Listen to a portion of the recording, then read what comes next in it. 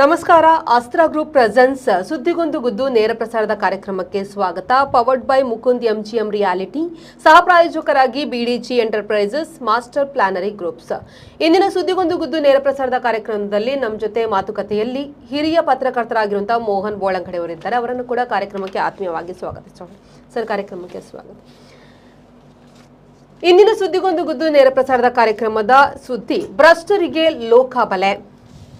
ಕರ್ನಾಟಕ ಲೋಕಾಯುಕ್ತ ಭಾರತದ ಕರ್ನಾಟಕ ರಾಜ್ಯದ ತನಿಖಾ ಸಂಸ್ಥೆಯಾಗಿದೆ. ಕರ್ನಾಟಕ ಸರ್ಕಾರದಲ್ಲಿನ ಭ್ರಷ್ಟಾಚಾರದ ಬಗ್ಗೆ ತನಿಖೆ ನಡೆಸಲು ಮತ್ತು ವರದಿ ಮಾಡಲು ಮತ್ತು ರಾಜ್ಯ ಸರ್ಕಾರಿ ನೌಕರರಿಗೆ ಸಂಬಂಧಿಸಿದ ಸಾರ್ವಜನಿಕ ಕುಂದುಕೊರತೆಗಳನ್ನು ಪರಿಹರಿಸಲು ಇದನ್ನು 1984ರಲ್ಲಿ ಸ್ಥಾಪಿಸಲಾಯಿತು. 1966ರಲ್ಲಿ ಆಡಳಿತ ಸುಧಾರಣಾ ಆಯೋಗದ ವರದಿಯು ನಾಗರಿಕರ ಕುಂದುಕೊರತೆಗಳ ಪರಿಹಾರಕ್ಕಾಗಿ ಫೆಡರಲ್ ಮಟ್ಟದಲ್ಲಿ ಲೋಕಪಾಲ ಮತ್ತು ರಾಜ್ಯಗಳಲ್ಲಿ ಲೋಕಾಯುಕ್ತವನ್ನು ಸ್ಥಾಪಿಸಲು ಶಿಫಾರಸು ಮಾಡಿತ್ತು.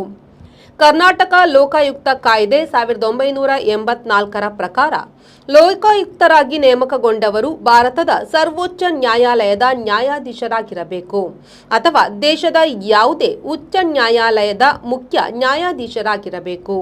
ಈ ಕಾಯ್ದೆಯನ್ನು 2015ರಲ್ಲಿ ತಿದ್ದುಪಡಿ ಮಾಡಲಾಗಿದ್ದು, ಅದರ ಪ್ರಕಾರ 10 ವರ್ಷಗಳ ಅವಧಿಗೆ ಹೈಕೋರ್ಟ್ನ ನ್ಯಾಯಾಧೀಶ ಹುದ್ದೆಯನ್ನು ಅಲಂಕರಿಸಿದ ಯಾವುದೇ ವ್ಯಕ್ತಿಯನ್ನು ಲೋಕಾಯುಕ್ತ ಮತ್ತು 5 ವರ್ಷ ಉಪಲೋಕಾಯುಕ್ತನನ್ನಾಗಿ ನೇಮಿಸಬಹುದು. ಭ್ರಷ್ಟರಿಗೆ ಬಿಸಿ ಮುಟ್ಟಿಸಲೆಂದು ಲೋಕಾಯುಕ್ತ ಇಲಾಖೆ ಇದ್ದು, ತಮ್ಮ ಆದಾಯಕ್ಕಿಂತ ಹೆಚ್ಚುವರಿ ಸ್ವತ್ತುಗಳನ್ನು ಪತ್ತೆ ಮಾಡಿ ಕೇಸ್ ದಾಖಲಿಸಿಕೊಂಡು ಅಧಿಕಾರಿಗಳು ತನಿಖೆ ಮುಂದುವರಿಸುವ ಪ್ರಕ್ರಿಯೆ. ಈಗಾಗಲೇ ರಾಜ್ಯದಲ್ಲಿ ಕೋಟಿ ಕುಳಗಳ ಮನೆಗಳಿಗೆ ಲೋಕಾಯುಕ್ತ ಅಧಿಕಾರಿಗಳು ದಾಳಿ ನಡೆಸಿ ಅದೆಷ್ಟೋ ಅಕ್ರಮಗಳನ್ನು ಬಯಲಿಗೆಳೆದಿದ್ದಾರೆ. ಕಳೆದ 2 ದಿನಗಳ ಹಿಂದೆ ರಾಜ್ಯಾದ್ಯಂತ ಲೋಕಾಯುಕ್ತ ಅಧಿಕಾರಿಗಳು ದಾಳಿ ನಡೆಸಿ ಆದಾಯಕ್ಕಿಂತ ಹೆಚ್ಚುವರಿ ಆಸ್ತಿಗಳನ್ನು ಮುಟ್ಟುಗೋಲು ಹಾಕಿದ್ದಾರೆ. ಆದರೆ ಅಧಿಕಾರಿಗಳು ಮುಟ್ಟುಗೋಲು ಹಾಕಿದ ನಗದು, ಚಿನ್ನ, ಬೆಳ್ಳಿ ಹಾಗೂ ಮೌಲ್ಯಯುತ ವಸ್ತುಗಳು ಎಲ್ಲಿವೆ ಎಂಬುದು ದೊಡ್ಡ ಪ್ರಶ್ನೆಯಾಗಿಯೇ ಉಳಿದಿದೆ.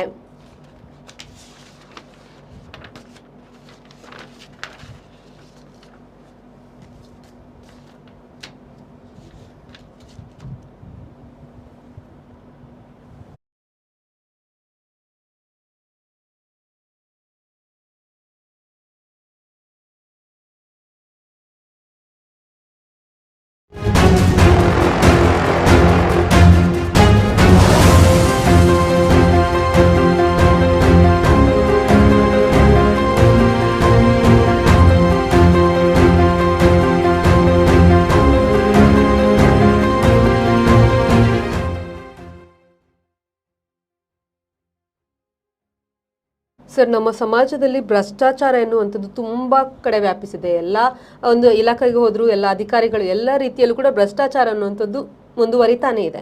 ಇದಕ್ಕೆ ಕಡಿವಾಣ ಹಾಕುವವರು ಯಾರು ಅಂತ ನೋಡಿ. ಭ್ರಷ್ಟಾಚಾರ ಮಿತಿಮೀರಿದಂತಹ ಸಂದರ್ಭದಲ್ಲಿ ಇದಕ್ಕೆ ಕಡಿವಾಣ ಹಾಕಬೇಕು ಎನ್ನುವಂಥ ನಿಟ್ಟಿನಲ್ಲಿ ಸರ್ಕಾರಗಳು ಆಲೋಚನೆ ಮಾಡಿತ್ತು. ಆದ್ದರಿಂದ ಒಂದು ಆಯೋಗ ರಚನೆ ಮಾಡಿತ್ತು. ಆ ಆಯೋಗ ಒಂದು ವರದಿ ಒಪ್ಪಿಸಿತು. ಆ ವರದಿಯ ಆಧಾರದಲ್ಲಿ ರಾಷ್ಟ್ರೀಯ ಮಟ್ಟದಲ್ಲಿ ಲೋಕಪಾಲ್ ಮತ್ತು ರಾಜ್ಯ ಮಟ್ಟದಲ್ಲಿ ಲೋಕಾಯುಕ್ತ ಅಂತ ಒಂದು ಸಂಸ್ಥೆಯನ್ನು ಸ್ಥಾಪಿಸಬೇಕಂತ ಹೇಳಿತು. ಆ ವರದಿ ಬಂದ 20 ವರ್ಷಗಳ ನಂತರ 20 ವರ್ಷ ಯಾವ ಸರ್ಕಾರವೂ ಏನು ಮಾಡಿಲ್ಲ. ಕೇಂದ್ರದಲ್ಲಿದ್ದಂಥ ಕಾಂಗ್ರೆಸ್ ಸರ್ಕಾರವೂ ಮಾಡಿಲ್ಲ, ರಾಜ್ಯದಲ್ಲಿದ್ದ ಕಾಂಗ್ರೆಸ್ ಸರ್ಕಾರ ಮಾಡಿಲ್ಲ. ಯಾಕಂದರೆ ಆ ಸಂದರ್ಭದಲ್ಲಿ ಇಡೀ ದೇಶದಲ್ಲಿ ಕಾಂಗ್ರೆಸ್ ಸರ್ಕಾರಗಳೇ ಅಸ್ತಿತ್ವದಲ್ಲಿ ಇದ್ದದ್ದು. ಆದ್ದರಿಂದಾಗಿ ಯಾವ ಸರ್ಕಾರಗಳು ಇದು ಮಾಡಲ್ಲ. ಆದರೆ 1984ರಲ್ಲಿ ಕರ್ನಾಟಕದಲ್ಲಿ ರಾಮಕೃಷ್ಣ ಹೆಗಡೆ ನೇತೃತ್ವದ ಜನತಾ ರಂಗ ಸರ್ಕಾರ ಅಸ್ತಿತ್ವದಲ್ಲಿತ್ತು. ಜನತಾ ಪಕ್ಷ ಮತ್ತು ಕ್ರಾಂತಿ ರಂಗ ಒಟ್ಟು ಸೇರಿ 83ರ ಚುನಾವಣೆಯಲ್ಲಿ ಸ್ಪರ್ಧಿಸಿತ್ತು. ಆಗ ಅಧಿಕಾರಕ್ಕೆ ಬಂದಿತ್ತು. ಭಾರತೀಯ ಜನತಾ ಪಕ್ಷದ 18 ಶಾಸಕರ ಬೆಂಬಲದಿಂದ ಸರ್ಕಾರ ರಚನೆಯಾಗಿತ್ತು. ರಾಮಕೃಷ್ಣ ಹೆಗಡೆಯವರು ಅದರ ಮುಖ್ಯಮಂತ್ರಿ ಆಗಿದ್ದರು. ಅವರು ಅದಕ್ಕಿಂತ ಮೊದಲು ಕಾಂಗ್ರೆಸ್ ಪಕ್ಷದಲ್ಲಿ ಇದ್ದವರು. ವೀರೇಂದ್ರ ಪಾಟೀಲ್ ಅವರು ಕರ್ನಾಟಕದ ಮುಖ್ಯಮಂತ್ರಿ ಆಗಿದ್ದ 60ರ ದಶಕದಲ್ಲಿ ಮುಖ್ಯಮಂತ್ರಿ ಆಗಿದ್ದಂಥ ಸಂದರ್ಭದಲ್ಲಿ ಅವರಲ್ಲಿ ವಿತ್ತ ಸಚಿವರಾಗಿದ್ದರು. ಒಳ್ಳೆ ಉತ್ತರ ಕನ್ನಡ ಜಿಲ್ಲೆಯ ಬುದ್ಧಿವಂತ ರಾಜಕಾರಣಿ ಅವರು. ತದನಂತರ ಜನತಾ ಪಕ್ಷದಲ್ಲಿದ್ದರು. ಜನತಾ ಪಕ್ಷದ ರಾಷ್ಟ್ರೀಯ ಪ್ರಧಾನ ಕಾರ್ಯದರ್ಶಿಗಳು ಏನೋ ಆಗಿದ್ದರು. ಅಂಥ ಸಂದರ್ಭದಲ್ಲಿ ಕರ್ನಾಟಕದಲ್ಲಿ ಜನತಾ ರಂಗ ಸರ್ಕಾರ ಅಸ್ತಿತ್ವಕ್ಕೆ ಬರುವ ಸಂದರ್ಭದಲ್ಲಿ ಅವರು ವೀಕ್ಷಕರಾಗಿದ್ದರು ಮತ್ತು ಕೇಂದ್ರದ ಜನತಾ ಪಕ್ಷದ ಆಡಳಿತ ಅವರನ್ನು ಮುಖ್ಯಮಂತ್ರಿಯನ್ನಾಗಿ ಮಾಡಿತ್ತು. ಅದರಿಂದಾಗಿ ಅವರು ಮುಖ್ಯಮಂತ್ರಿಗಳು ಆಗಿದ್ದರು. ಆ ಸಂದರ್ಭದಲ್ಲಿ ಈ ಹಿಂದೆ 20 ವರ್ಷಗಳ ಹಿಂದೆ ವರದಿ ಆಗಿದ್ದಂತಹ ಲೋಕಾಯುಕ್ತ ಸಂಸ್ಥೆಯನ್ನು ಕರ್ನಾಟಕದಲ್ಲಿ ಅಸ್ತಿತ್ವಕ್ಕೆ ತಂದದ್ದು ರಾಮಕೃಷ್ಣ ಹೆಗಡೆ ಅವರು.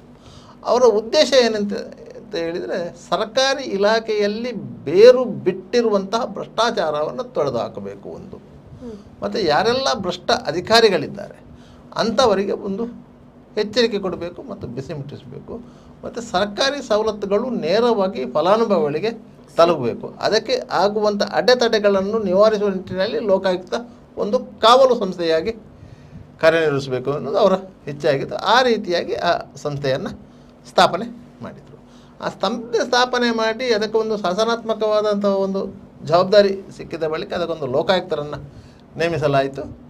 ಆದರೆ ಆ ಲೋಕಾಯುಕ್ತರು ಯಾರು ಅಂತ ಹೇಳಿದರೆ, ಒಂದು ಸುಪ್ರೀಂ ಕೋರ್ಟ್ನ ನಿವೃತ್ತ ನ್ಯಾಯಾಧೀಶರು, ಇಲ್ಲೇ ಇದ್ದರೆ ರಾಜ್ಯ ಹೈಕೋರ್ಟಿನ ನಿವೃತ್ತ ನ್ಯಾಯಾಧೀಶರು ಅವರು ಲೋಕಾಯುಕ್ತರಾಗಿರ್ತಾರೆ.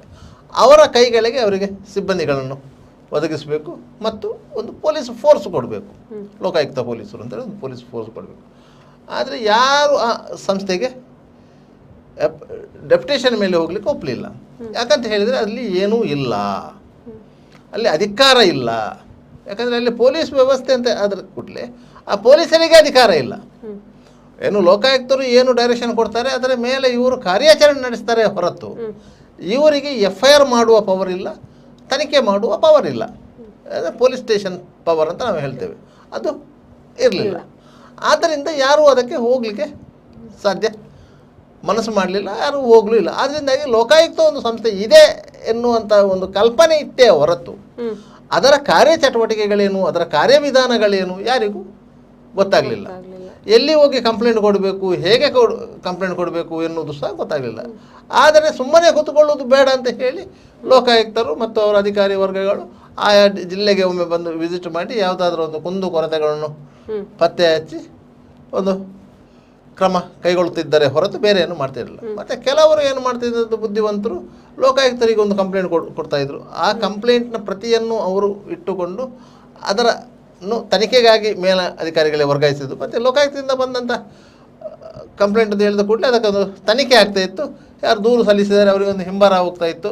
ಈ ರೀತಿಯಾಗಿ ಒಂದು ವ್ಯವಸ್ಥೆಗಳು ಆ ಸಂದರ್ಭದಲ್ಲಿ ಆಗ್ತಾಯಿತ್ತು. ಯಾವಾಗ ನ್ಯಾಯಮೂರ್ತಿ ವೆಂಕಟಾಚಲನವರು ಲೋಕಾಯುಕ್ತರಾಗಿ ಬಂದರು, ಆ ಸಂಸ್ಥೆಗೆ ಒಂದು ಕದರು ಬಂತು.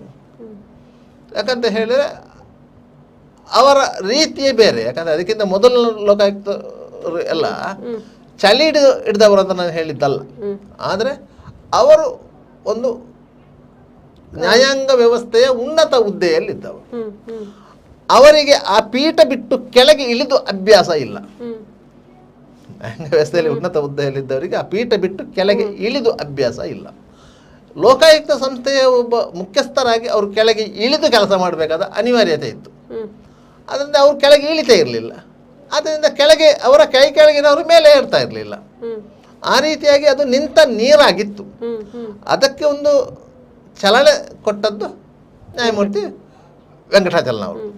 ಅವರು ಜಿಲ್ಲೆಗೆ ಹೋಗಿ ದಾಳಿ ನಡೆಸುವುದು, ಅಧಿಕಾರಿಗಳನ್ನ ತರಾಟೆ ತೆಗೆದುಕೊಳ್ಳುವುದು, ಕೇಸು ಮಾಡುವುದು, ಈ ರೀತಿಯಾಗಿ ಮಾಡಿ ಒಂದು ಲೋಕಾಯುಕ್ತ ಸಂಸ್ಥೆ ಎನ್ನುವುದು ಜೀವಂತ ಇದೆ ಎನ್ನುವಂಥ ಕಲ್ಪನೆಯನ್ನು ಮೂಡಿಸಿದ್ದು, ಭಯ ಹುಟ್ಟಿಸಿದ್ದು, ಕಲ್ಪನೆ ಮೂಡಿಸಿದ್ದು ವೆಂಕಟಾಚಲನವರು. ಅದರಲ್ಲಿ ಎರಡು ಮಾತಿಲ್ಲ.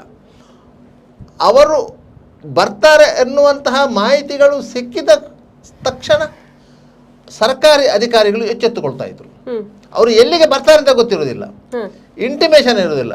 ಅವರು ತಾಲೂಕು ಕಚೇರಿಗೆ ಬರ್ತಾರ, ಜಿಲ್ಲಾಧಿಕಾರಿಗಳ ಕಚೇರಿಗೆ ಬರ್ತಾರ, RTOಗೆ ನುಗ್ತಾರ, ಆರೋಗ್ಯ ಇಲಾಖೆಗೆ ನುಗ್ತಾರ, ಮಹಾನಗರ ಪಾಲಿಕೆಗೆ ನುಗ್ತಾರ ಅಂತ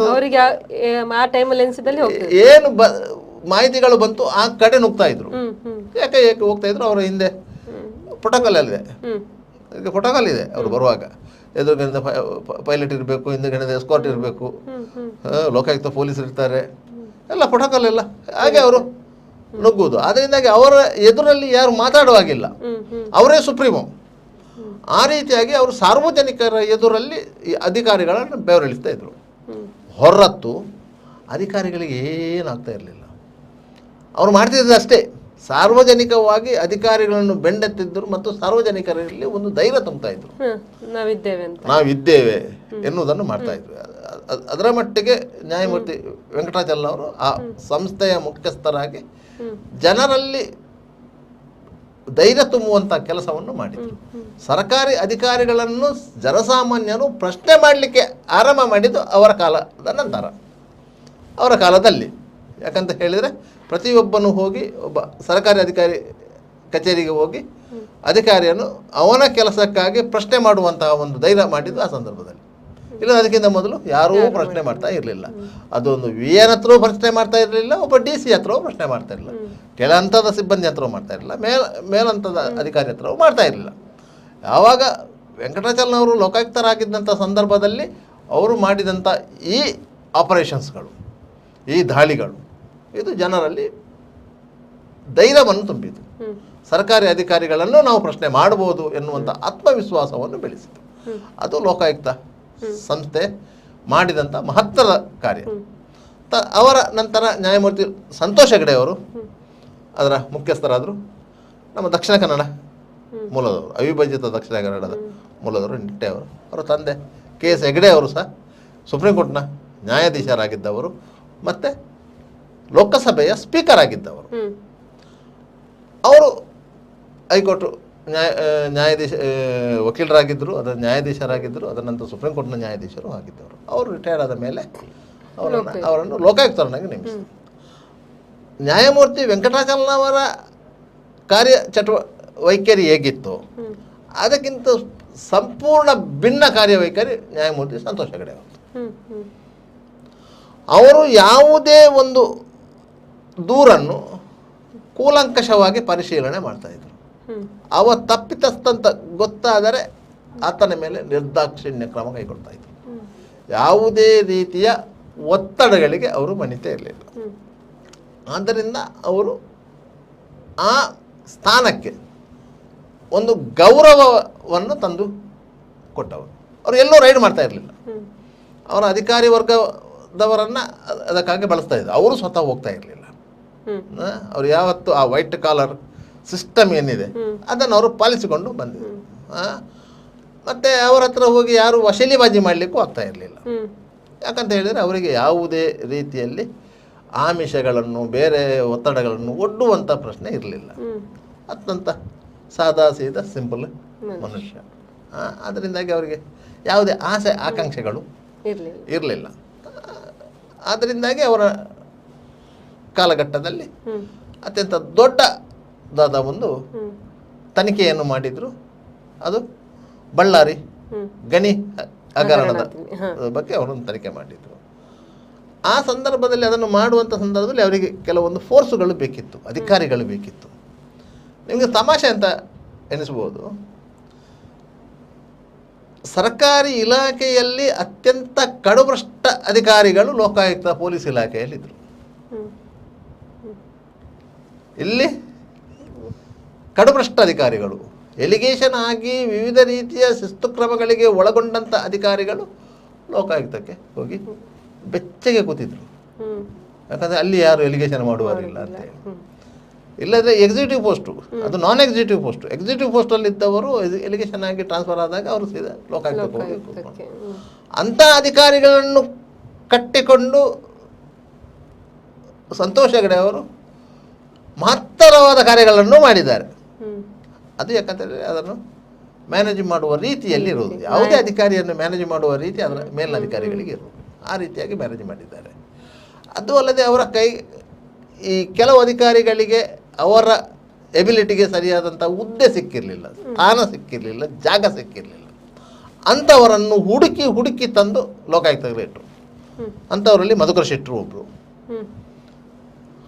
ಅಂಥವ್ರನ್ನೆಲ್ಲ ಕರ್ಕೊಂಡು ಬಂದು ಲೋಕಾಯುಕ್ತದಲ್ಲಿ ಇಟ್ಟರು. ಅವರೇ ಸ್ವತಃ ಚೂಸ್ ಮಾಡಿದಂಥ ಅಧಿಕಾರಿಗಳಿದ್ದರು. ಅಂಥವ್ರನ್ನ ಇಟ್ಕೊಂಡು ಅವರು ಗಣಿ ಹಗರಣದಂತಹ ಬೃಹತ್ ಕೊಂಪೆಗೆ ಕೈ ಇಕ್ಕಿದ್ರು. ಅವರಿಗೆ ಗೊತ್ತಿತ್ತು ಅದು ಹಗರಣದ ವ್ಯಾಪ್ತಿ ಏನು, ಏನೆಲ್ಲ ರಾಜಕೀಯವಾದಂಥ ಒತ್ತಡಗಳು ಬರ್ಬೋದು ಎಲ್ಲವೂ. ಆದರೆ ಯಾವುದಕ್ಕೂ ಅವರು ಹಿಂಜರಿಯಲಿಲ್ಲ, ಯಾವುದೇ ರೀತಿಯ ಒತ್ತಡಕ್ಕೂ ಮಣಿಯಲಿಲ್ಲ. ಪರಿಣಾಮವಾಗಿ ಅದರ ಇಡೀ ಹಗರಣವನ್ನು ತನಿಖೆ ಮಾಡಿ ಅದರ ವರದಿಯನ್ನು ಕೊಟ್ಟರು. ಸಮಸ್ಯೆ ಇರುವುದು ಇಲ್ಲಿ. ಅವರೇ ತನಿಖೆ ಮಾಡಿದ ವರದಿಯನ್ನು ಸರ್ಕಾರಕ್ಕೆ ಒಪ್ಪಿಸುವುದು ಮಾತ್ರ ಅವರ ಕೆಲಸ ಆಗಿತ್ತೇ ಹೊರತು ಅದರ ಮೇಲೆ ಕ್ರಮ ಕೈಗೊಳ್ಳುವುದು ಅವರ ವ್ಯಾಪ್ತಿಯಲ್ಲಿ ಇರಲಿಲ್ಲ. ಲೋಕಾಯುಕ್ತ ಎನ್ನುವ ಸಂಸ್ಥೆ ಅಲ್ಲೂ ಕಿತ್ತ ಹಾವು ಅಂತ ಹೇಳುವುದು ಅದಕ್ಕೆ. ಆ ವರದಿಯ ಮೇಲೆ ಕ್ರಮ ಕೈಗೊಳ್ಳುವಂಥ ಅಧಿಕಾರ ಇರುವುದು ಸರ್ಕಾರಕ್ಕೆ. ಸರ್ಕಾರ ಅದಂತ ಸೈಡಲ್ಲಿ ಇಟ್ಟಿತ್ತು.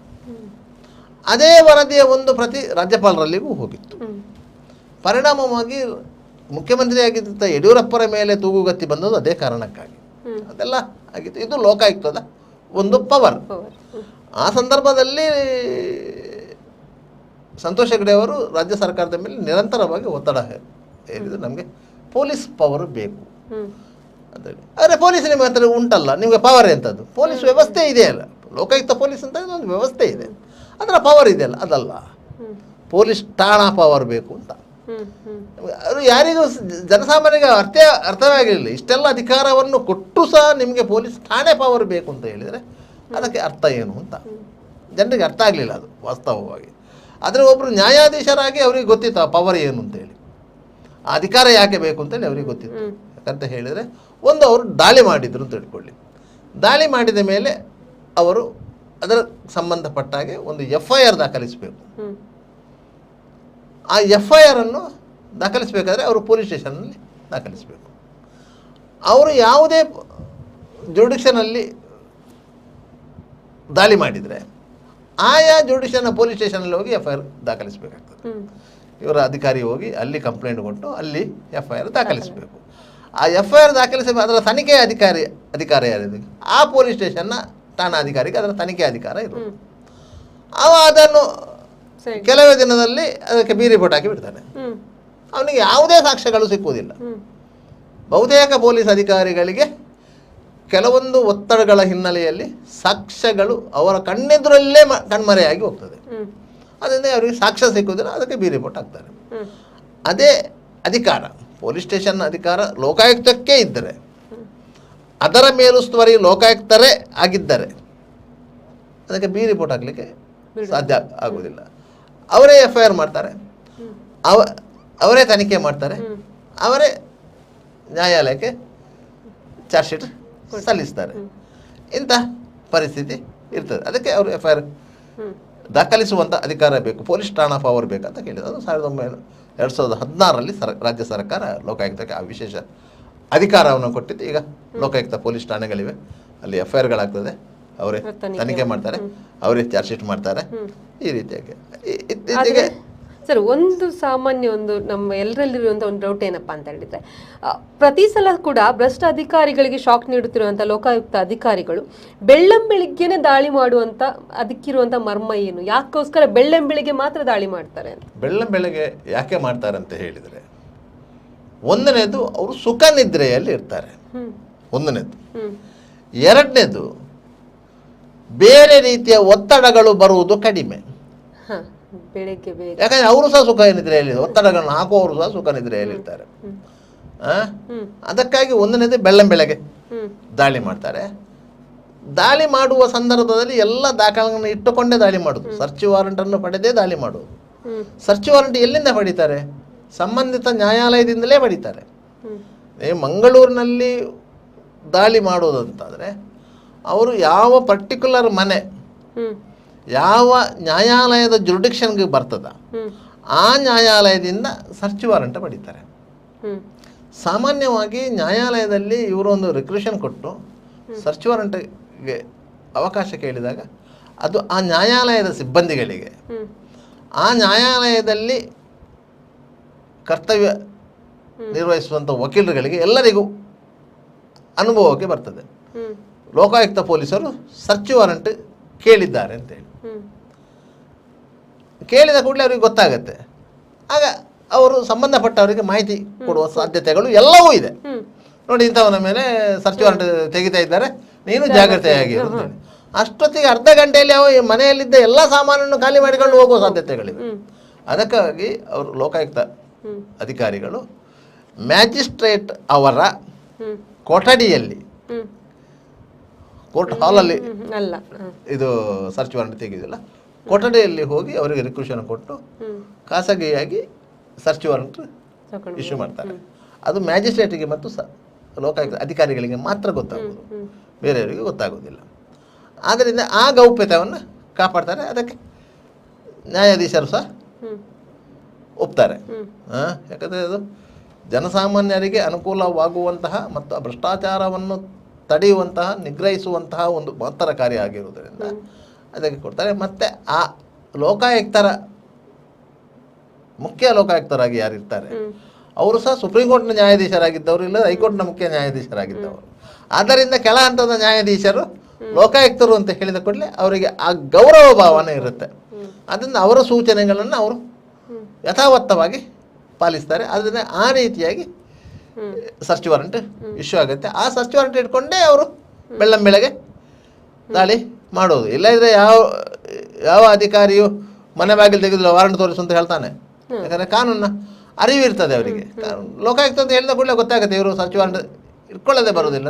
ಮತ್ತೆ ಅವರು ಬಂದು ಎಲ್ಲರ ಮೊಬೈಲನ್ನು ಒಂದು ಕಡೆಯಲ್ಲಿ ಇಡ್ತಾರೆ, ಯಾರನ್ನು ಸಂಪರ್ಕ ಮಾಡಲಿಕ್ಕೆ ಬಿಡೋದಿಲ್ಲ.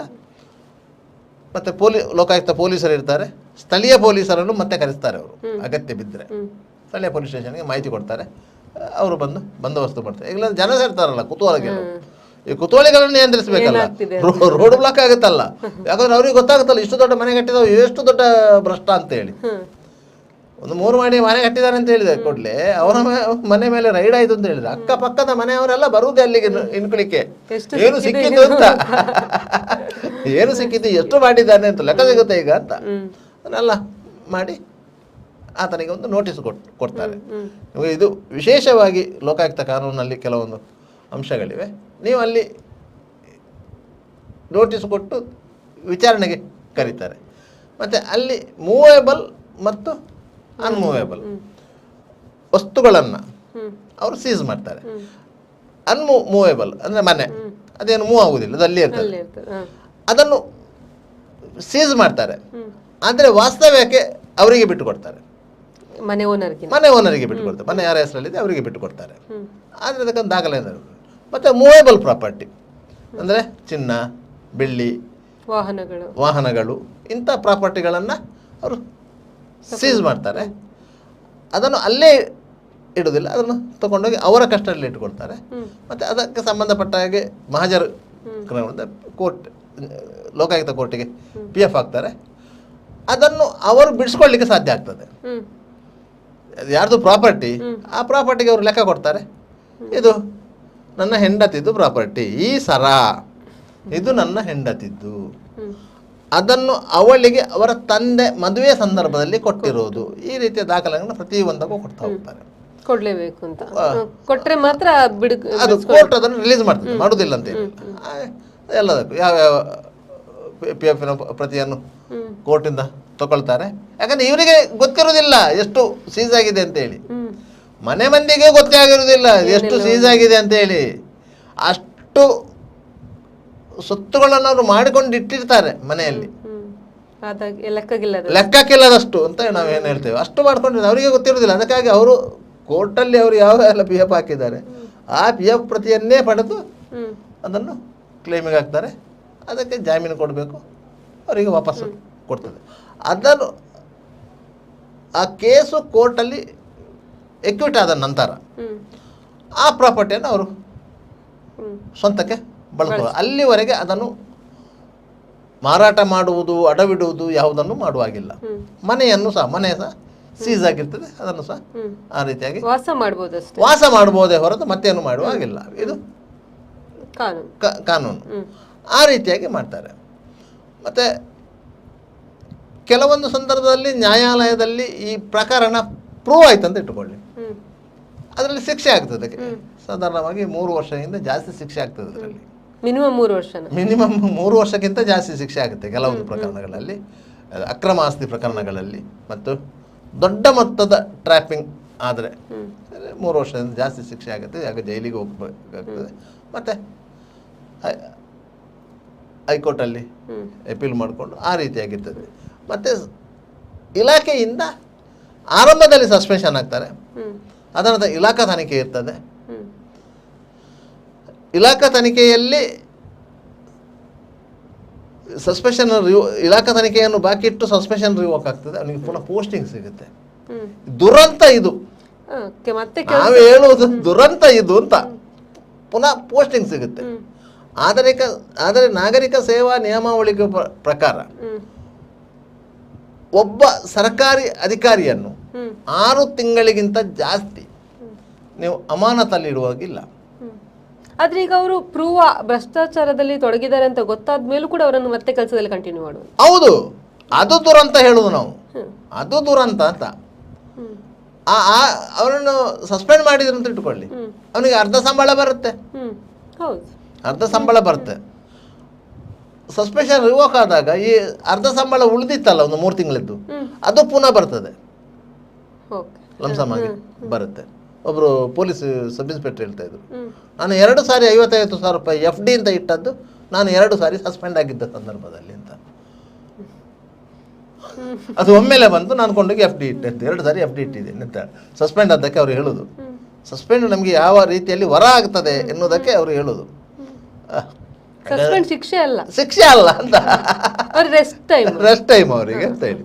ಆದರೆ ಇಲ್ಲಿ ಸಹ ಅಷ್ಟೇ, ಅವರನ್ನು 6 ತಿಂಗಳಿಗೆ ಜಾಸ್ತಿ ಕಾಲ ಸಸ್ಪೆಂಡ್, ಮತ್ತೆ ಅವರ ಇಲಾಖಾ ತನಿಖೆಯನ್ನು ಬಾಕಿ ಇರಿಸಿ ಅವರನ್ನು ಪುನಃ ಕೆಲಸಕ್ಕೆ ತಗೊಳ್ತಾರೆ. ಅದರಿಂದ ಇಲಾಖಾ ತನಿಖೆ ಇರ್ತದೆ. ಇಲಾಖಾ ತನಿಖೆಯ ಸಂದರ್ಭದಲ್ಲಿ ಬೇರೆ ಬೇರೆ ಕಾರಣಗಳನ್ನು ಒಡ್ಡಿ ಅದನ್ನು ಇಲಾಖಾ ತನಿಖೆಯನ್ನು ಮುಗಿಸ್ತಾರೆ. ಯಾಕಂದರೆ ಅವರ ಅದೇ ಇಲಾಖೆಯ ಮೇಲಿನ ಅಧಿಕಾರಿಗಳು ತನಿಖೆ ಮಾಡೋದ್ರಿಂದ ಅವರು ಸಹ ಇವರಿಗಿಂತ ಜಾಸ್ತಿ ಭ್ರಷ್ಟರೇ ಆಗಿರುವುದರಿಂದ ಅವರದನ್ನು ಅಲ್ಲಲ್ಲಿಗೆ ಮುಗಿಸ್ತಾರೆ. ಇದು ಯಾಕಂತ ಹೇಳಿದ್ರೆ ಇದು ಸಾರ್ವಜನಿಕರ ಗಮನಕ್ಕೆ ಬರುವುದಿಲ್ಲ. ಇದು ಏನಿದ್ರು ಅವರ ಅಧಿಕಾರಿ ವರ್ಗದ ಅವರ ಗಮನಕ್ಕೆ ಮಾತ್ರ ಬರುತ್ತೆ. ಸರ್, ಈ ಬಗ್ಗೆ ನಮ್ಮ ಜೊತೆ ಮಾತಾಡಲಿಕ್ಕೆ ಮಾಜಿ ಲೋಕಾಯುಕ್ತ ವಿಶೇಷ ಅಭಿಯೋಜಕರಾಗಿದ್ದಂತಹ KSN ರಾಜೇಶ್ ಅವರಿದ್ದಾರೆ. ಸರ್ ನಮಸ್ತೆ. ನಮಸ್ತೆ ಮೇಡಮ್. ಸರ್, ಈಗ ನಾವು ಲೋಕಾಯುಕ್ತ ದಾಳಿಗಳ ಬಗ್ಗೆ, ಭ್ರಷ್ಟಾಚಾರದ ಬಗ್ಗೆ ಮಾತಾಡ್ತಿದ್ದೇವೆ. ನಮ್ಮ ಸಮಾಜದಲ್ಲಿ ಭ್ರಷ್ಟಾಚಾರ ತುಂಬಾ ಕಡೆ ವ್ಯಾಪಿಸಿರುವಂತದ್ದು, ಆದ್ರೆ ಇದಕ್ಕೆ ಕಡಿವಾಣ ಹಾಕುವವರು ಯಾರು ಅಂತ ನಿಮ್ಮ ಪ್ರಕಾರ? ಅದನ್ನೇ ಸುಪ್ರೀಂ ಕೋರ್ಟ್ ತುಂಬಾ ಸಲ ಹೇಳಿದೆ, ಇದು ಕ್ಯಾನ್ಸರ್ ತರ ಅಂತ. ಹಾಗಾಗಿ ಅದು ಜಾಸ್ತಿ ಆಗ್ತಾ ಹೋಗ್ತಾ ಇರುತ್ತೆ ಅಂತ. ಅದನ್ನ ಕಡಿವಾಣ ಹಾಕ್ಲಿಕ್ಕೆ ಲೋಕಾಯುಕ್ತದವರು ತುಂಬಾ ಪ್ರಯತ್ನ ಮಾಡ್ತಾ ಇದ್ದಾರೆ. ತುಂಬಾ ರೈಡ್ ಗಳನ್ನು ಮಾಡ್ತಾರೆ, ಇನ್ನು ಕಂಪ್ಲೇಂಟ್ ಕೊಟ್ರೆ ಟ್ರಾಪ್ ಗಳನ್ನು ಮಾಡ್ತಾರೆ. ನಾರ್ಮಲಿ ಏನಾಗುತ್ತೆ ಅಂದ್ರೆ ಈ ಟ್ರಾಪ್ ಕೇಸ್ಗಳಲ್ಲೆಲ್ಲ ಸರಿಯಾಗಿ ಕಂಪ್ಲೇಂಟ್ ಕೊಡುವವರು ಸಿಗೋದಿಲ್ಲ. ಆದ ಕಾರಣ ಅವರಿಗೆ ಲೋಕಾಯುಕ್ತ ಪೊಲೀಸರಿಗೆ ಸರಿಯಾಗಿ ಒಂದು ಕೇಸ್ ರಿಜಿಸ್ಟರ್ ಮಾಡ್ಲಿಕ್ಕೂ ಆಗುದಿಲ್ಲ.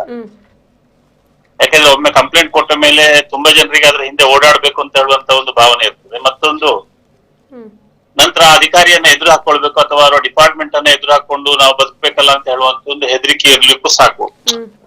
ಆ ವಿಚಾರ, ಇದರಿಂದಾಗಿ ಕಂಪ್ಲೇಂಟ್ ಕೊಡುವವರೇ ಕಡಿಮೆ ಆಗಿರ್ತಾರೆ. ಈ ಡಿಮಾಂಡ್ ಮತ್ತೆ ಈ ಕೇಸಿನ ವಿಚಾರ ಹೇಳೋದಾದ್ರೆ, ಸುಪ್ರೀಂ ಕೋರ್ಟ್ ಅಥವಾ ಇನ್ನು ಹೈಕೋರ್ಟ್ಗಳು ತುಂಬಾ ಸಲ ಹೇಳಿದೆ ಅಂತ ಹೇಳಿದ್ರೆ, ಅದರಲ್ಲಿ ಡಿಮಾಂಡ್ ಮತ್ತು ಆಕ್ಸೆಪ್ಟೆನ್ಸ್ ಅಂತ ಹೇಳ್ತಾರೆ. ಈ ಹಣವನ್ನ ಪಡ್ಕೊಂಡದ್ದು ಕೇಳಿರ್ಬೇಕು. ಡಿಮಾಂಡ್, ಇಲ್ಲೀಗಲ್ ಗ್ರಾಟಿಫಿಕೇಶನ್ ಅಂತ ಏನ್ ಹೇಳ್ತಾರೆ, ಲಂಚದ ಹಣವನ್ನ ಕೇಳಿರ್ಬೇಕು ಅವನು, ಗವರ್ಮೆಂಟ್ ಎಂಪ್ಲಾಯಿ, ಪಬ್ಲಿಕ್ ಸರ್ವೆಂಟ್. ಅದೇ ರೀತಿ ಅವರು ಅದನ್ನ ಪಡ್ಕೊಂಡಿರ್ಬೇಕು. ಅದು ಎರಡನ್ನು ಕೂಡ ಪ್ರೂವ್ ಮಾಡ್ಬೇಕಾಗ್ತದೆ ಕೇಸಲ್ಲಿ. ಖಾಲಿ ಹಣವನ್ನ, ಲಂಚವನ್ನ ಕೇಳದೆ ಒಬ್ರು ಹೋಗಿ ತಗೊಂಡೋಗಿ ಕೊಟ್ರೆ ಅದು ಲಂಚ ಅಂತ ಆಗುದಿಲ್ಲ ಅಂತ ಹೇಳೋದ್ರ ಬಗ್ಗೆ ತುಂಬಾ ಜಜ್ಮೆಂಟ್ಸ್ ಗಳು ಇದೆ. ಹಾಗೆ ಲಂಚವನ್ನು ಕೇಳದೆ ಯಾರಾದ್ರೂ ಕೊಟ್ರೆ ಅದು ಲಂಚ ಅಂತ ಅನ್ಸ್ಕೊಳ್ಳೋದಿಲ್ಲ ಅಂತ ಹೇಳುವಂತ ಜಜ್ಮೆಂಟ್ಗಳು ತುಂಬಾ ಇದೆ. ಆದ ಕಾರಣ ಲೋಕಾಯುಕ್ತದವರು ಈ ವಿಚಾರಗಳನ್ನು ಪ್ರೂವ್ ಮಾಡ್ಬೇಕಾಗುತ್ತೆ ಕೋರ್ಟ್ ಅಲ್ಲಿ. ಅವರು ಡಿಮಾಂಡ್ ಮಾಡಿದ್ರು, ಡಿಮಾಂಡ್ ಮಾಡಿ ನಂತರ ಅದನ್ನ ಹಣವನ್ನ ಪಡ್ಕೊಂಡ್ರು ಅಂತ. ಸೊ ಇದು ನಾವು ಈ ಲಂಚ ಪಡ್ಕೊಳ್ಳುವಾಗ ಏನು ಟ್ರ್ಯಾಪ್ ಮಾಡ್ತಾರೆ ಅದರ ಬಗ್ಗೆ ನಾನು ಹೇಳ್ತಾ ಇದ್ದೀನಿ. ಇದು ಅಧಿಕಾರಿಗಳು ವಾಸ್ತವಕ್ಕಿಂತ ಹೆಚ್ಚಿನ ಗಳಿಕೆ ಮಾಡಿದ ಸಂದರ್ಭದಲ್ಲಿ ಮಾಹಿತಿ ತಿಳಿದು ಅಧಿಕಾರಿಗಳು, ಲೋಕಾಯುಕ್ತ ಅಧಿಕಾರಿ ದಾಳಿ ಮಾಡಿದ ಸಂದರ್ಭದಲ್ಲಿ ಹೇಗೆ? ಅದರಲ್ಲಿ ಪ್ರಥಮವಾಗಿ ಏನ್ ಮಾಡ್ತಾರೆ ಅಂತ ಹೇಳಿದ್ರೆ, ಲೋಕಾಯುಕ್ತದವರು ಅಧಿಕಾರಿಗಳು, ಪೊಲೀಸ್ ಅಧಿಕಾರಿಗಳು ಗುಪ್ತ ಮಾಹಿತಿಯನ್ನ ಕಲೆಕ್ಟ್ ಮಾಡ್ತಾರೆ. ಫಸ್ಟಿಗೆ ಗುಪ್ತ ಮಾಹಿತಿಯನ್ನ ಕಲೆಕ್ಟ್ ಮಾಡಿ ಆ ಅಧಿಕಾರಿ ಮೇಲೆ, ಯಾರ ಅಧಿಕಾರಿ ಮೇಲೆ ಗುಪ್ತವಾಗಿ ಏನು ಕಂಪ್ಲೇಂಟ್ ಬಂದಿದೆ, ಅವರು ಮಾಡಿದ್ದಾರೆ ಅಂತ ಇವರಿಗೆ ಲೋಕಾಯುಕ್ತವರಿಗೆ ಗೊತ್ತಾಯ್ತು, ಹೆಚ್ಚಿನ ಈ ಯಾವ್ದು ಪ್ರಾಪರ್ಟಿ ಇರ್ಬೋದು, ಹಣ ಇರ್ಬೋದು, ಏನಾದ್ರು ಮಾಡಿದ್ದಾರೆ ಅಂತ ಏನು ಅನುಮಾನ ಬಂತು ಅಂತ ಅಂದ್ರೆ, ನಂತರ ಅವರು ನಾರ್ಮಲ್ ಆಗಿ ಏನ್ ಮಾಡ್ತಾರೆ, ಗುಪ್ತ ಮಾಹಿತಿ ಕಲೆಕ್ಟ್ ಮಾಡ್ತಾರೆ. ಸೋರ್ಸ್ ರಿಪೋರ್ಟ್ ಅಂತ ನಾವು ಅದನ್ನ ಕಾನೂನು ಭಾಷೆಯಲ್ಲಿ ಹೇಳಿದ್ರೆ ಸೋರ್ಸ್ ರಿಪೋರ್ಟ್ ಅಂತ ಹೇಳ್ತೇವೆ. ಆ ಸೋರ್ಸ್ ರಿಪೋರ್ಟ್ ಕಲೆಕ್ಟ್ ಮಾಡಿ ಅವರ ಇನ್ಕಮ್ ಎಷ್ಟು, ಅವರಿಗೆ ಅವರ ಸ್ಯಾಲ್ರಿ ಇರ್ಬೋದು, ಅಥವಾ ಅವರ ಹೆಂಡತಿ ಸ್ಯಾಲ್ರಿ ಇರ್ಬೋದು, ಅಥವಾ ಅವರ ಅಗ್ರಿಕಲ್ಚರ್ ಪ್ರಾಪರ್ಟಿ ಇರ್ಬೋದು, ಅದರಿಂದ ಇನ್ಕಮ್ ಇರ್ಬೋದು, ಅಥವಾ ಅವರ ಬಾಡಿಗೆ ಮನೆ ಯಾವ್ದಾದ್ರು ಇರ್ಬೋದು, ಅದರ ಇನ್ಕಮ್ ಇರ್ಬೋದು. ಇದನ್ನ ಎಲ್ಲಾ ಅವರ ಸ್ಯಾಲ್ರಿ ಇದನ್ನೆಲ್ಲ ಕಳೆದು ಅದಕ್ಕಿಂತ ಹೆಚ್ಚು ಇನ್ಕಮಿನ ಪ್ರಾಪರ್ಟಿಗಳು ಅವ್ರ ಹತ್ರ ಇದೆಯಾ ಅಂತ. ಅವರಿಗೆ ಫಾರ್ ಎಕ್ಸಾಂಪಲ್ ಒಂದು 10,000 ಸ್ಯಾಲ್ರಿ ಇದೆ, ಅವನು 1 ಕೋಟಿ ಮನೆ ಕಟ್ಟಿದ್ದಾನೆ ಅಂತಾದ್ರೆ ಅದನ್ನೆಲ್ಲ ಕ್ಯಾಲ್ಕುಲೇಟ್ ಮಾಡಿ ಅವನ ಸ್ಯಾಲ್ರಿ ಪ್ರಕಾರ ಅವನಿಗೆ ಮ್ಯಾಕ್ಸಿಮಮ್ ಇಷ್ಟು ವರ್ಷಗಳಲ್ಲಿ ಅವನ ಒಂದು ಇದನ್ನ ಪೀರಿಯಡ್ ಅಂತ ತಗೊಳ್ತಾರೆ, ಲೆಕ್ಕ ತಗೊಳ್ತಾರೆ. ಅವರು ಯಾವ ವರ್ಷ ಕೆಲಸಕ್ಕೆ ಸೇರಿದ್ರು ನಂತರ ಆ ರೈಡ್ ಆಗುವ ತನಕ ಅವರ ಸ್ಯಾಲ್ರಿಯನ್ನೆಲ್ಲ ಕಲೆಕ್ಟ್ ಮಾಡಿ, ಅಥವಾ ಬೇರೆ ಇನ್ಕಮ್ ಅಂದ್ರೆ ರಿಲಯಬಲ್ ಸೋರ್ಸ್ ಇದಿರ್ಬೋದು, ಏನೋ ಲೀಗಲ್ ಸೋರ್ಸ್ ಪ್ರಕಾರ ಅವ್ರಿಗೆ ಏನ್ ಇನ್ಕಮ್ ಇದೆ, ನಾನು ಹೇಳಿದಾಗೆ ಅಗ್ರಿಕಲ್ಚರ್ ಪ್ರಾಪರ್ಟಿ, ರೆಂಟೆಡ್ ಇನ್ಕಮ್ ಅಥವಾ ಅಂತದಿದ್ರೆ ಅದನ್ನ ಎಲ್ಲಾ ಲೆಕ್ಕಾಚಾರ ಮಾಡಿ ನಂತರ ಅವರ ಪರ್ಸೆಂಟೇಜ್ ಎಷ್ಟು ಜಾಸ್ತಿ ಇದೆ ಈ ಇದಕ್ಕಿಂತ, ಅವರ ಲೀಗಲ್ ಸೋರ್ಸ್ಗಿಂತ ಎಷ್ಟು ಇನ್ಕಮ್ ಜಾಸ್ತಿ ಇದೆ ಅಂತ ಲೆಕ್ಕಾಚಾರ ಮಾಡಿ ಆ ಸೋರ್ಸ್ ರಿಪೋರ್ಟ್ ಅನ್ನು ಕೊಡ್ತಾರೆ ಅವರ ಪ್ರಕಾರ. ನಂತರ ಅದು ಇದು ಏನು ಕೋರ್ಟ್ ಇಂದ ಪರ್ಮಿಷನ್ ತಗೊಂಡು ನಂತರ ಅವರು ರೈಡ್ ಮಾಡ್ತಾರೆ. ಅದಕ್ಕಿಂತ ಮೊದಲು ಈ ರೈಡ್ ಕೇಸ್ ಅಲ್ಲಿ ಏನ್ ಮಾಡ್ಬೇಕು ಅಂದ್ರೆ 17A ಅಲ್ಲಿ prevention of corruption act section 17A ಅಲ್ಲಿ ಪರ್ಮಿಷನ್ ತಗೊಳ್ಬೇಕು ಇನ್ವೆಸ್ಟಿಗೇಷನ್ಗೆ. ರೈಡ್ ಮಾಡ್ತಾರೆ. ಪರ್ಮಿಷನ್ ಇನ್ವೆಸ್ಟಿಗೇಷನ್ ಗೆ ಪರ್ಮಿಷನ್ ತಗೊಳ್ಬೇಕಾ, ರೈಡ್ ಮಾಡ್ಲಿಕ್ಕೆ ಪರ್ಮಿಷನ್? ಯಾವಾಗ ಅರೆಸ್ಟ್ ಅಗತ್ಯ ಇಲ್ಲ ಅಂತ ಇದ್ರೆ ಅಂತದ್ರಲ್ಲಿ ಅವರು ಪರ್ಮಿಷನ್ ತಗೊಳ್ಬೇಕು. ಪರ್ಮಿಷನ್ ತಗೊಂಡು ಈ ಸೋರ್ಸ್ ರಿಪೋರ್ಟ್ ನ ಆಧಾರದಲ್ಲಿ ಅವರು ಪರ್ಮಿಷನ್ ತಗೊಂಡು ನಂತರ FIR ಮಾಡಿ ನಂತರ ರೈಡ್ ಮಾಡ್ಬೇಕು. ನಾರ್ಮಲಿ ಈ ಕೋರ್ಟಿಗೆ FIR ಅನ್ನು ಕಳಿಸ್ಬೇಕಾದ್ರೆ ಅವರು ಕವರ್ ಅಲ್ಲಿ ಹಾಕಿ ಕಳಿಸ್ತಾರೆ, ಸೀಲ್ಡ್ ಕವರ್ ಅಲ್ಲಿ. ಯಾಕಂದ್ರೆ ಕೋರ್ಟ್ ಅಲ್ಲಿ ಯಾರಿಗೂ ಕೂಡ ಅದು ಗೊತ್ತಾಗಬಾರ್ದು ಅಂತ ಹೇಳೋ ವಿಚಾರಕ್ಕಾಗಿ, ಯಾರ ಮೇಲೆ ಕೇಸ್ ರಿಜಿಸ್ಟರ್ ಆಗಿದೆ ಅಂತ ಹೇಳೋದು ಯಾರಿಗೂ ಗೊತ್ತಾಗಬಾರ್ದು, ಅದಕ್ಕೆ ಸೀಲ್ಡ್ ಕವರ್ ಅಲ್ಲೇ ಕೋರ್ಟ್ಗೆ ಕಳಿಸ್ಕೊಡ್ತಾರೆ. ಅಲ್ಲಿ ಈಗ ನಾನು ಸ್ಪೆಷಲ್ ಪಬ್ಲಿಕ್ ಪ್ರಾಸಿಕ್ಯೂಟರ್ ಆಗಿರುವಾಗ ನನಗೂ ಕೂಡ ಗೊತ್ತಾಗ್ತಿರ್ಲಿಲ್ಲ ಯಾರ ಮೇಲೆ ಕೇಸ್ ರಿಜಿಸ್ಟರ್ ಆಗಿದೆ, ಯಾರ ಮೇಲೆ FIR ಆಗಿದೆ ಅಂತ. ಆ ತರ ಕವರ್ ಅಲ್ಲಿ ಸೀಲ್ಡ್ ಕವರ್ ಅಲ್ಲಿ ಹಾಕಿ ಕಳಿಸ್ಕೊಡ್ತಾರೆ. ನಂತರ ರೈಡ್ ಆದ್ಮೇಲೆ, ಅಥವಾ ಈಗ ಫಾರ್ ಎಕ್ಸಾಂಪಲ್ ಟ್ರ್ಯಾಪ್ ಆದ್ಮೇಲೆ ನಂತರ ಆ ಓಪನ್ ಮಾಡ್ತಾರೆ. ಹಾಗೆ ಈ ಮಾಹಿತಿಗಳು ಹೊರಗೆ ಬರದಾಗೆ ಅವರು ಜಾಗ್ರತೆ ಮಾಡ್ಕೊಳ್ತಾರೆ ಆದಷ್ಟು. ಈಗ ಒಂದ್ಸಲ ರೈಡ್ ಆದಾಗ ನಮ್ಗೆಲ್ಲ ಗೊತ್ತಾಗ್ತದೆ ಈ ಒಂದು ಮನೆಗೆ ಅಥವಾ ಈ ಒಂದು ಅಧಿಕಾರಿಯ ಮೇಲೆ ರೈಡ್ ಆಗಿದೆ ಅಂತ, ಆಮೇಲೆ ಅದು ಏನಾಗಿದೆ ಅಂತ ಗೊತ್ತಾಗುದಿಲ್ಲ, ಅದರ ಕಾನೂನು ಪ್ರಕ್ರಿಯೆ ಯಾವ ರೀತಿ ಇರ್ತದೆ ಅಂತ. ರೈಡ್ ಆದ್ಮೇಲೆ ನಾರ್ಮಲ್ ಏನ್ ಮಾಡ್ತಾರೆ ಅಂದ್ರೆ ನೆಕ್ಸ್ಟ್ ಅದು ಇನ್ವೆಸ್ಟಿಗೇಷನ್ ಪರ್ಪಸ್. ಈ ರೈಡ್ ಕೇಸ್ ಅಲ್ಲಿ ಅರೆಸ್ಟ್ ಮಾಡ್ಲೇಬಾರದು ಅಂತ ಇಲ್ಲ, ಅಥವಾ ಟ್ರ್ಯಾಪ್ ಕೇಸ್ ಅಲ್ಲೂ ಅರೆಸ್ಟ್ ಮಾಡ್ಲೇಬೇಕು ಅಂತಲೂ ಇಲ್ಲ. ನಾರ್ಮಲಿ ಇನ್ವೆಸ್ಟಿಗೇಷನ್ ಗೆ ಯಾವ ಆರೋಪಿ ಕೋಆಪರೇಟ್ ಮಾಡ್ಲಿಲ್ಲ ಅಂದ್ರೆ ಅಲ್ಲಿ ಅರೆಸ್ಟ್ ಮಾಡ್ಬೇಕಾಗತ್ತೆ. ಈಗ ಸರಿಯಾದ ಮಾಹಿತಿಯನ್ನ ಕೊಡ್ಲಿಲ್ಲ ಅಂತಾದ್ರೆ, ಇನ್ವೆಸ್ಟಿಗೇಷನ್ ಅಲ್ಲಿ ಸರಿಯಾದ ಮಾಹಿತಿ ಕೊಡ್ಲಿಲ್ಲ, ಇವರಿಗೆ ಪೊಲೀಸ್ನವರಿಗೆ ಗೊತ್ತಾಯ್ತು ಬೇರೆ ಮಾಹಿತಿ ಪ್ರಕಾರ ಬೇರೆ ಕಡೆ ಪ್ರಾಪರ್ಟಿ ಇದೆಲ್ಲ ಗೊತ್ತಾಯ್ತು, ಅಥವಾ ಸರಿಯಾಗಿ ಆನ್ಸರ್ ಮಾಡ್ತಾ ಇಲ್ಲ, ಅಥವಾ ಫಾರ್ ಎಕ್ಸಾಂಪಲ್ ಇನ್ನೊಂದು ಮನೆ ಇದೆ ಅದರ ಕೀ ಕೊಡ್ತಾ ಇಲ್ಲ, ಎಕ್ಸಾಂಪಲ್ ಹೇಳಿದ್ದು, ಅಥವಾ ಬ್ಯಾಂಕ್ ಲಾಕರ್ ಕೀ ಕೋಆಪರೇಟ್ ಮಾಡ್ತಾ ಇಲ್ಲ, ಅಂತ ಪರಿಸ್ಥಿತಿಗಳಲ್ಲಿ ಅರೆಸ್ಟ್ ಮಾಡಬೇಕು ಅಂತಿದ್ರೆ ಅರೆಸ್ಟ್ ಮಾಡಬಹುದು ರೈಡ್ ಕೇಸ್ ಅಲ್ಲಿ ಕೂಡ. ನಾರ್ಮಲಿ ಆಗಿ ರೈಡ್ ಕೇಸ್ ಅಲ್ಲಿ ಅರೆಸ್ಟ್ ಯಾಕೆ ಮಾಡುದಿಲ್ಲ ಅಂದ್ರೆ, ಒಮ್ಮೆ ಅರೆಸ್ಟ್ ಮಾಡಿದ್ರೆ 60 ದಿವಸದಲ್ಲಿ ಚಾರ್ಜ್ ಶೀಟ್ ಹಾಕ್ಬೇಕಾಗುತ್ತೆ, ಇಲ್ಲಾಂದ್ರೆ ಅವರಿಗೆ ಬೇಲ್ ಆಟೋಮೆಟಿಕ್ ಆಗುತ್ತೆ. ಅದಕ್ಕೋಸ್ಕರ ನಾರ್ಮಲಿ ರೈಡ್ ಕೇಸ್ ಅಲ್ಲಿ ಅರೆಸ್ಟ್ ಮಾಡ್ಲಿಕ್ಕೆ ಹೋಗುದಿಲ್ಲ. ನಂತರ ಇನ್ವೆಸ್ಟಿಗೇಷನ್ ಸ್ಟಾರ್ಟ್ ಆದ್ಮೇಲೆ ಈ ಎಲ್ಲಾ ಮಾಹಿತಿಗಳನ್ನ ಅವರು ಕಲೆಕ್ಟ್ ಮಾಡ್ತಾರೆ. ಅದೇ ರೀತಿ ಆರೋಪಿ ಯಾರಿದ್ದಾರೆ ಅವರು ಅದಕ್ಕೆ ಸರಿಯಾದ ಉತ್ತರವನ್ನ ಕೊಡ್ಬೇಕಾಗುತ್ತೆ. ನನಗೆ ಇಷ್ಟು ಇನ್ಕಮ್ ಇದೆ, ಇಂತ ಲೀಗಲ್ ಸೋರ್ಸ್ ಪ್ರಕಾರ ನನಗೆ ಇಷ್ಟು ಇನ್ಕಮ್ ಇದೆ, ನೀವು ಸೋರ್ಸ್ ರಿಪೋರ್ಟ್ ತಪ್ಪು, ಈ ವಿಚಾರವನ್ನೆಲ್ಲ ಅವರು ಸರಿಯಾಗಿ ಬರವಣಿಗೆಯಲ್ಲಿ ಬರೆದು ಇನ್ಸ್ಪೆಕ್ಟರ್ಗೆ ಅಥವಾ ಇನ್ವೆಸ್ಟಿಗೇಟಿಂಗ್ ಆಫೀಸರ್ಗೆ ಕೊಡ್ಬೇಕಾಗುತ್ತೆ. ಈ ಎಲ್ಲಾ ದಾಖಲೆಗಳನ್ನ ಇದ್ ಮಾಡಿದ ಮೇಲೆ ಆದ ಕಾರಣ ತುಂಬಾ ಲೇಟ್ ಆಗುತ್ತೆ ಈ ಪ್ರೊಸೀಜರ್. ರೈಡ್ ಕೇಸ್ ಅಲ್ಲಿ ಚಾರ್ಜ್ ಶೀಟ್ ಹಾಕ್ಲಿಕ್ಕೆ ತುಂಬಾ ಲೇಟ್ ಆಗುತ್ತೆ. ಎಲ್ಲಾ ಚಾರ್ಜ್ ಶೀಟ್ ರೆಡಿ ಆದ್ಮೇಲೆ ಅವರ ಅಪಾಯಿಂಟಿಂಗ್ ಅಥಾರಿಟಿ ಅಂತ ಇರ್ತಾರೆ, ಆರೋಪಿಯ ಅಪಾಯಿಂಟಿಂಗ್ ಅಥಾರಿಟಿ, ಯಾರವರನ್ನ ಅಪಾಯಿಂಟ್ ಮಾಡಿರ್ತಾರೆ ಅಥವಾ ಅವರನ್ನು ಯಾರಿಗೆ ಡಿಸ್ಮಿಸ್ ಮಾಡುವಂತ ಒಂದು ಪವರ್ ಇದೆ, ಅವರಿಂದ ಅವರು ಸ್ಯಾಂಕ್ಷನ್ ತಗೊಳ್ಬೇಕು ಪ್ರಾಸಿಕ್ಯೂಷನ್ ಇಲ್ಲಿ ಕ್ರಿಮಿನಲ್ ಕೋರ್ಟ್ ಅಲ್ಲಿ ಕೇಸ್ ಚಾರ್ಜ್ ಶೀಟ್ ಹಾಕ್ಲಿಕ್ಕೆ. ಆ ಸ್ಯಾಂಕ್ಷನ್ ಇಲ್ಲದೆ ಚಾರ್ಜ್ ಶೀಟ್ ಹಾಕಿದ್ರೆ ಕೋರ್ಟ್ ನವರು ಅದಕ್ಕೆ ಕಾಗ್ನಿಸೆನ್ಸ್ ಅಂತೇಳಿ ತಗೊಳ್ಳಿಕ್ಕೆ ಆಗುದಿಲ್ಲ ಅಂತ ಇದೆ. ಸೊ ಅದಕ್ಕೋಸ್ಕರ ಚಾರ್ಜ್ ಶೀಟ್ ಹಾಕ್ಬೇಕಾದ್ರೆ ಮೊದಲು ನಾರ್ಮಲಿ ಆಗಿ ಸ್ಯಾಂಕ್ಷನ್ ತಗೊಂಡ್ಬಿಟ್ಟು ನಂತರ ಚಾರ್ಜ್ ಶೀಟ್ ಹಾಕ್ತಾರೆ. ಈ ಸ್ಯಾಂಕ್ಷನಿಂಗ್ ತಗೊಳ್ಳುವುದು ಲೇಟ್ ಆಗುವ ಸಾಧ್ಯತೆಗಳಿರ್ತದ? ಸ್ಯಾಂಕ್ಷನ್ ತಗೊಳ್ಳೋದು ಲೇಟ್ ಕೆಲವೊಮ್ಮೆ ಅದು ಡಿಪೆಂಡ್ಸ್ ಆನ್ ಅವರ ಹೈಯರ್ ಅಥಾರಿಟಿ ಅವ್ರದ್ದು ಇರ್ತದೆ. ಬಟ್ ತುಂಬಾ ಲೇಟ್ ಆದ್ರೆ ಅದನ್ನು ಡೀಮ್ಡ್ ಸ್ಯಾಂಕ್ಷನ್ ಅಂತ ಹೇಳಿ ಇವರು ಚಾರ್ಜ್ ಶೀಟ್ ಅನ್ನು ಹಾಕ್ಬಹುದು. ಹೌದು, ಅಂದ್ರೆ ಚಾರ್ಜ್ ಶೀಟ್ ಅಲ್ಲಿ ಏನೆಲ್ಲ ದಾಖಲೆಗಳು ಹಾಕ್ತಾರಲ್ಲ ಅದನ್ನು ಎಲ್ಲವನ್ನು ಕೂಡ ಅವರು ಸ್ಯಾಂಕ್ಷನಿಂಗ್ ಅಥಾರಿಟಿಗೆ ಕಳಿಸ್ಕೊಡ್ಬೇಕು. ಅದನ್ನು ಸರಿಯಾಗಿ ಸ್ಕ್ರೂಟಿನಿ ಮಾಡಿ ಸ್ಯಾಂಕ್ಷನಿಂಗ್ ಅಥಾರಿಟಿ ಅಂದ್ರೆ ಅಪಾಯಿಂಟಿಂಗ್ ಅಥಾರಿಟಿ ಅವರು ಇವರ ಮೇಲೆ ನೀವು ಪ್ರಾಸಿಕ್ಯೂಷನ್ ನಡೆಸಬಹುದು ಅಂತ ಹೇಳಿ ಪರ್ಮಿಷನ್ ಕೊಡ್ಬೇಕು. ಇದು ಯಾಕೆ ಮಾಡಿದ್ದಾರೆ ಅಂತ ಹೇಳಿದ್ರೆ ಸುಳ್ಳು ಕೇಸುಗಳು ಜಾಸ್ತಿ ಬರ್ತದೆ, ಅದನ್ನ ತಡೆ ಹಿಡಿಯುವ ಉದ್ದೇಶದಿಂದ. ಅಂದ್ರೆ ನಾರ್ಮಲ್ ಕೆಲವೊಂದು ಕೇಸಲ್ಲಿ ಏನಾಗ್ತದೆ ಅಂದ್ರೆ ಅವ್ರ ಅಧಿಕಾರಿ ನಮ್ಮ ಪರವಾಗಿ ಏನು ಕೆಲಸ ಮಾಡಿಲ್ಲ ಅಂದ್ರೆ ಸುಳ್ಳು ಕಂಪ್ಲೇಂಟ್ ಕೊಡ್ತಾರೆ. ಅದನ್ನೆಲ್ಲ ತಡೆಯುವ ಉದ್ದೇಶದಿಂದ ಈ ಸ್ಯಾಂಕ್ಷನಿಂಗ್ ಅಥಾರಿಟಿಗೆ ಒಂದು ಪವರ್ ಕೊಟ್ಟಿದ್ದಾರೆ. ಈಗ ಲೋಕಾಯುಕ್ತಕ್ಕೆ ಒಂದು ಕಂಪ್ಲೇಂಟ್ ಕೊಡಬೇಕು ಅಂತ ಆದರೆ ಕಂಪ್ಲೇನೆಂಟು ಒಂದು ಎಫಿದಾವತ್ ಮಾಡಿ ಅದನ್ನು ನೋಟರೈಸ್ ಮಾಡಿ ಕಂಪ್ಲೇಂಟ್ ಕೊಡ್ಬೇಕಂತ ಒಂದು ಕ್ರಮ ಇದೆ. ಅಲ್ಲ, ಅದು ಏನು ಅಂದ್ರೆ ನೀವು ಈ ಮಿಸ್ಕಾಂಡಕ್ಟ್ ಬಗ್ಗೆ ಕಂಪ್ಲೇಂಟ್ ಕೊಡೋದಿದ್ರೆ ಮಾತ್ರ ಅದು ಕರ್ನಾಟಕ ಲೋಕಾಯುಕ್ತ ಆಕ್ಟ್ ಅಡಿಯಲ್ಲಿ ಬರ್ತದೆ. ಅದು ಈ ಪ್ರಿವೆನ್ಷನ್ ಆಫ್ ಕರಪ್ಷನ್ ಆಕ್ಟ್ ಅಂದ್ರೆ ಇಂಡಿಯಾಕ್ಕೆ ಅದು ಒಂದೇ ಸೇಮ್. ಅದರಲ್ಲಿ ಕೊಡ್ಬೇಕಾದ್ರೆ ನೀವು ಈ ರೀತಿ ಕೊಡ್ಬೇಕಾಗಿಲ್ಲ. ನಾವೇನು ಕಂಪ್ಲೇಂಟ್ ಸ್ಟೇಷನ್ ಅಲ್ಲಿ ಕೊಡ್ತೇವೆ ಅದೇ ತರ ಕಂಪ್ಲೇಂಟ್ ಕೊಟ್ರಾಯ್ತು. ಸ್ಟೇಷನ್ಗೆ ಹೋಗಿ ಲೋಕಾಯುಕ್ತ ಸ್ಟೇಷನ್ ಇರುತ್ತಲ್ಲ ಜುರಿಸ್ಡಿಕ್ಷನ್ ಅಲ್ಲಿ ಕಂಪ್ಲೇಂಟ್ ಕೊಟ್ರಾಯ್ತು. ಈಗ ಒಮ್ಮೊಮ್ಮೆ ಲೋಕಾಯುಕ್ತ ಅಧಿಕಾರಿಗಳು ಪತ್ರಿಕಾ ಪ್ರಕಟಣೆ ಕೊಡ್ತಾರೆ, ನಾವು ಇಂಥ ದಿವಸ ಇಂಥ ತಾಲೂಕಿನ IB ಅಲ್ಲಿ ಬಂದು ಇರ್ತೇವೆ, ನೀವು ಬಂದು ನಮ್ಮನ್ನು ಭೇಟಿ ಮಾಡಿ ಸಾರ್ವಜನಿಕ ಭೇಟಿ ಮಾಡಿ ಕಂಪ್ಲೇಂಟ್ ಕೊಡ್ಬೋದು. ಕಂಪ್ಲೇಂಟ್ ಕೊಡುವ ಸಂದರ್ಭದಲ್ಲಿ ಈ ರೀತಿಯಾಗಿ ನೋಟರೈಸ್ ಮಾಡಿದಂತಹ ಒಂದು ಅಫಿದಾವತ್ ಕೊಡಬೇಕು ಅಂತ ಹೇಳ್ತಾರೆ. ಅದು ಯಾಕೆ ಹೇಳ್ತಾರೆ ಅಂದ್ರೆ ಅದು ಪ್ರೊಸೀಜರ್ ಹಾಗೆ ಮಾಡಿದ್ದಾರೆ. ಪ್ರೊಸೀಜರ್ ಮಾಡಿದ ಉದ್ದೇಶ ಏನು ಅಂತ ಹೇಳಿದ್ರೆ ಇದು ನಾನು ಆಗ ಹೇಳಿದಾಗೆ ಸುಳ್ಳು ಕಂಪ್ಲೇಂಟ್ ಗಳು ಬರಬಾರದು ಅಂತ ಹೇಳೋ ಉದ್ದೇಶದಿಂದ. ಅದಕ್ಕೆ ಅಫಿಡವಿಟ್ಗೆ ಸ್ವಲ್ಪ ವ್ಯಾಲ್ಯೂ ಜಾಸ್ತಿ ಇರ್ತದೆ. ಅಫಿಡವಿಟ್ ಅಂದ್ರೆ ಅವರ ಮೇಲೆ ಸುಳ್ಳು ಕಂಪ್ಲೇಂಟ್ ಕೊಟ್ರೆ ಅವರ ಮೇಲೆ ಕಾನೂನು ಕ್ರಮ ಆಗುವ ಕಾನೂನು ಕ್ರಮ ಅಂದ್ರೆ section 20 of Karnataka Lokayukta act ನಲ್ಲಿ ಅವರು ಲೋಕಾಯುಕ್ತರ ಪರ್ಮಿಷನ್ ತಕೊಂಡು ಯಾರು ಅಲ್ಲಿ ಆರೋಪಿ ಸ್ಥಾನದಲ್ಲಿ ಇದ್ರು ಅವರು ಸುಳ್ಳು ಕಂಪ್ಲೇಂಟ್ ಕೊಟ್ಟವ್ರ ಮೇಲೆ ಕೇಸ್ ಹಾಕ್ಬೋದು. ಸುಳ್ಳು ಕಂಪ್ಲೇಂಟ್ ಕೊಟ್ಟಿದ್ದಾರೆ. ಸೊ ಅಲ್ಲಿ ಬರೋದು ನಿಮಗೆ ಏನಂತ ಹೇಳಿದ್ರೆ ನಾರ್ಮಲಿ ಏನಾಗುತ್ತೆ, ಫಾರ್ ಎಕ್ಸಾಂಪಲ್ ನನ್ನ RTC ಆಗ್ಲಿಲ್ಲ ಲೇಟ್ ಆಯ್ತು ಆ ತರದ ಕಂಪ್ಲೇಂಟ್ ಗಳೆಲ್ಲ ಅಲ್ಲಿ ನಾರ್ಮಲಿ ಆಗಿ ಬರುತ್ತೆ.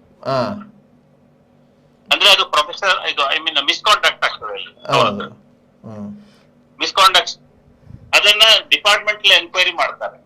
ಈ ಲೋಕಾಯುಕ್ತದಲ್ಲಿ ಬರ್ಬೇಕಾದ್ರೆ ಎರಡು ವಿಚಾರ ಬರುತ್ತೆ, ಒಂದು ಕ್ರಿಮಿನಲ್ ಪ್ರಾಸಿಕ್ಯೂಷನ್ ಮತ್ತೊಂದು ಡಿಪಾರ್ಟ್ಮೆಂಟಲ್ ಎನ್ಕ್ವೈರಿ. ಈ ಡಿಪಾರ್ಟ್ಮೆಂಟಲ್ ಎನ್ಕ್ವೈರಿ ಬಗ್ಗೆ ಹೆಚ್ಚಿನವರಿಗೆ ಪಬ್ಲಿಕ್ ಗೊತ್ತಿಲ್ಲ ವಿಚಾರ. ಅದನ್ನ ಏನ್ ಮಾಡ್ತಾರೆ, ಇಡೀ ಕರ್ನಾಟಕಕ್ಕೆ ಬೆಂಗಳೂರಲ್ಲೇ ತನಿಖೆ ಮಾಡ್ತಾರೆ ಡಿಪಾರ್ಟ್ಮೆಂಟಲ್ ಎನ್ಕ್ವೈರಿ. ಫಾರ್ ಎಕ್ಸಾಂಪಲ್ ಈಗ ರೈಡ್ ಏನಾಗಿದೆ ಅವರ ಮೇಲೆ ಕ್ರಿಮಿನಲ್ ಪ್ರಾಸಿಕ್ಯೂಷನ್ ನಡೀತಾ ಇರ್ತದೆ ಕೋರ್ಟ್ ಅಲ್ಲಿ.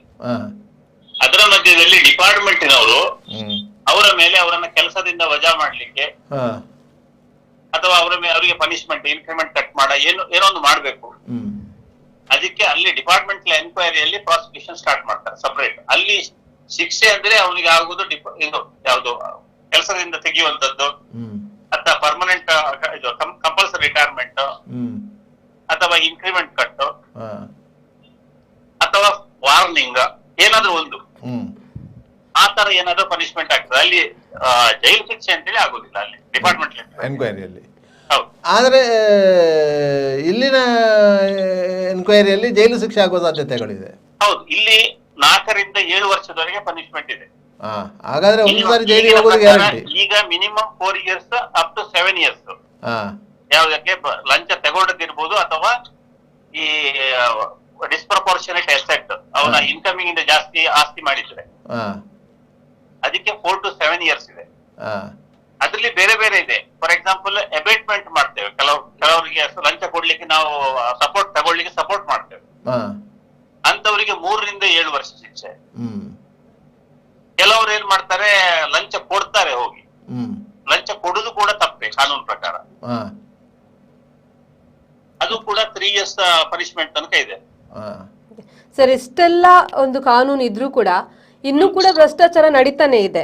ಸಾಮಾನ್ಯ ಜನರ ಪರಿಸ್ಥಿತಿ ಏನು ಇದರಿಂದ, ಅಥವಾ ಒಂದು ಸಾರ್ವಜನಿಕರು ಯಾವ ರೀತಿ ನಿಯಂತ್ರಣ ಮಾಡಬಹುದು ಭ್ರಷ್ಟಾಚಾರನ? ಭ್ರಷ್ಟಾಚಾರ ಹಣ ಕೊಡದೆ ಕೆಲಸ ಮಾಡಿಸ್ಕೊಳ್ತೇನೆ ಅಂತ ಹೇಳುವ ಛಲ ಇದ್ರೆ ಮಾತ್ರ ಭ್ರಷ್ಟಾಚಾರ ಸ್ಟಾಪ್ ಮಾಡಬಹುದು. ಅಲ್ಲ ಎಷ್ಟು ಚಪ್ಪಲ ಬೇಕಾದೀತು ಅಂತ ಮೇಲಿನ ಅಧಿಕಾರಿ ಲೆವೆಲ್ ಇಂದಲೇ ಅದನ್ನು ಸರಿ ಮಾಡಿಕೊಂಡು ಹೋಗ್ಬೇಕಷ್ಟೇ. ಎಲ್ಲ ಕಡೆ ಅದು ಭ್ರಷ್ಟಾಚಾರವನ್ನ ಕಡಿಮೆ ಮಾಡ್ಬೇಕು ಅಂತ ಹೇಳಿ ಜನಸಾಮಾನ್ಯರಿಗೆ ಬರಬೇಕು. ಆದ್ರೆ ಯಾವ್ದೇ ಒಂದು ಕೆಲಸ ಆಗ್ಬೇಕು ಅಂತ ಹೇಳಿದ್ರೆ ಹಣ ಕೊಟ್ರೆ ಬೇಗ ಆಗ್ತದೆ. ಹಣ ಕೊಡದಿದ್ರೆ ಅವನು ಪ್ರತಿ ಸಲ ಅಲ್ದಾಡುವಂತ ಕೆಲಸಗಳಾಗ್ತದೆ. ಅವನ ಕೆಲಸನ ಬಿಟ್ಟು ಅವನು ಆ ಆಫೀಸರ್ನ ಎದುರಲ್ಲೇ ಕುತ್ಕೊಳ್ಳೋದು, ಅವರ ಆಫೀಸ್ನ ಒಂದು ಹೊರಗಡೆ ಕಾಯುವಂತ ಪರಿಸ್ಥಿತಿ ಈಗಿನ ಸಾರ್ವಜನಿಕರಿಗೆ ಇದೆ ಅಂತ. ಹೌದು ಹೌದು, ಅದಕ್ಕೆ ಧೈರ್ಯವಾಗಿ ಬಂದು ಕಂಪ್ಲೇಂಟ್ ಮಾಡುವಂತ ಧೈರ್ಯ ಮಾಡ್ಬೇಕು ಎಲ್ಲರೂ.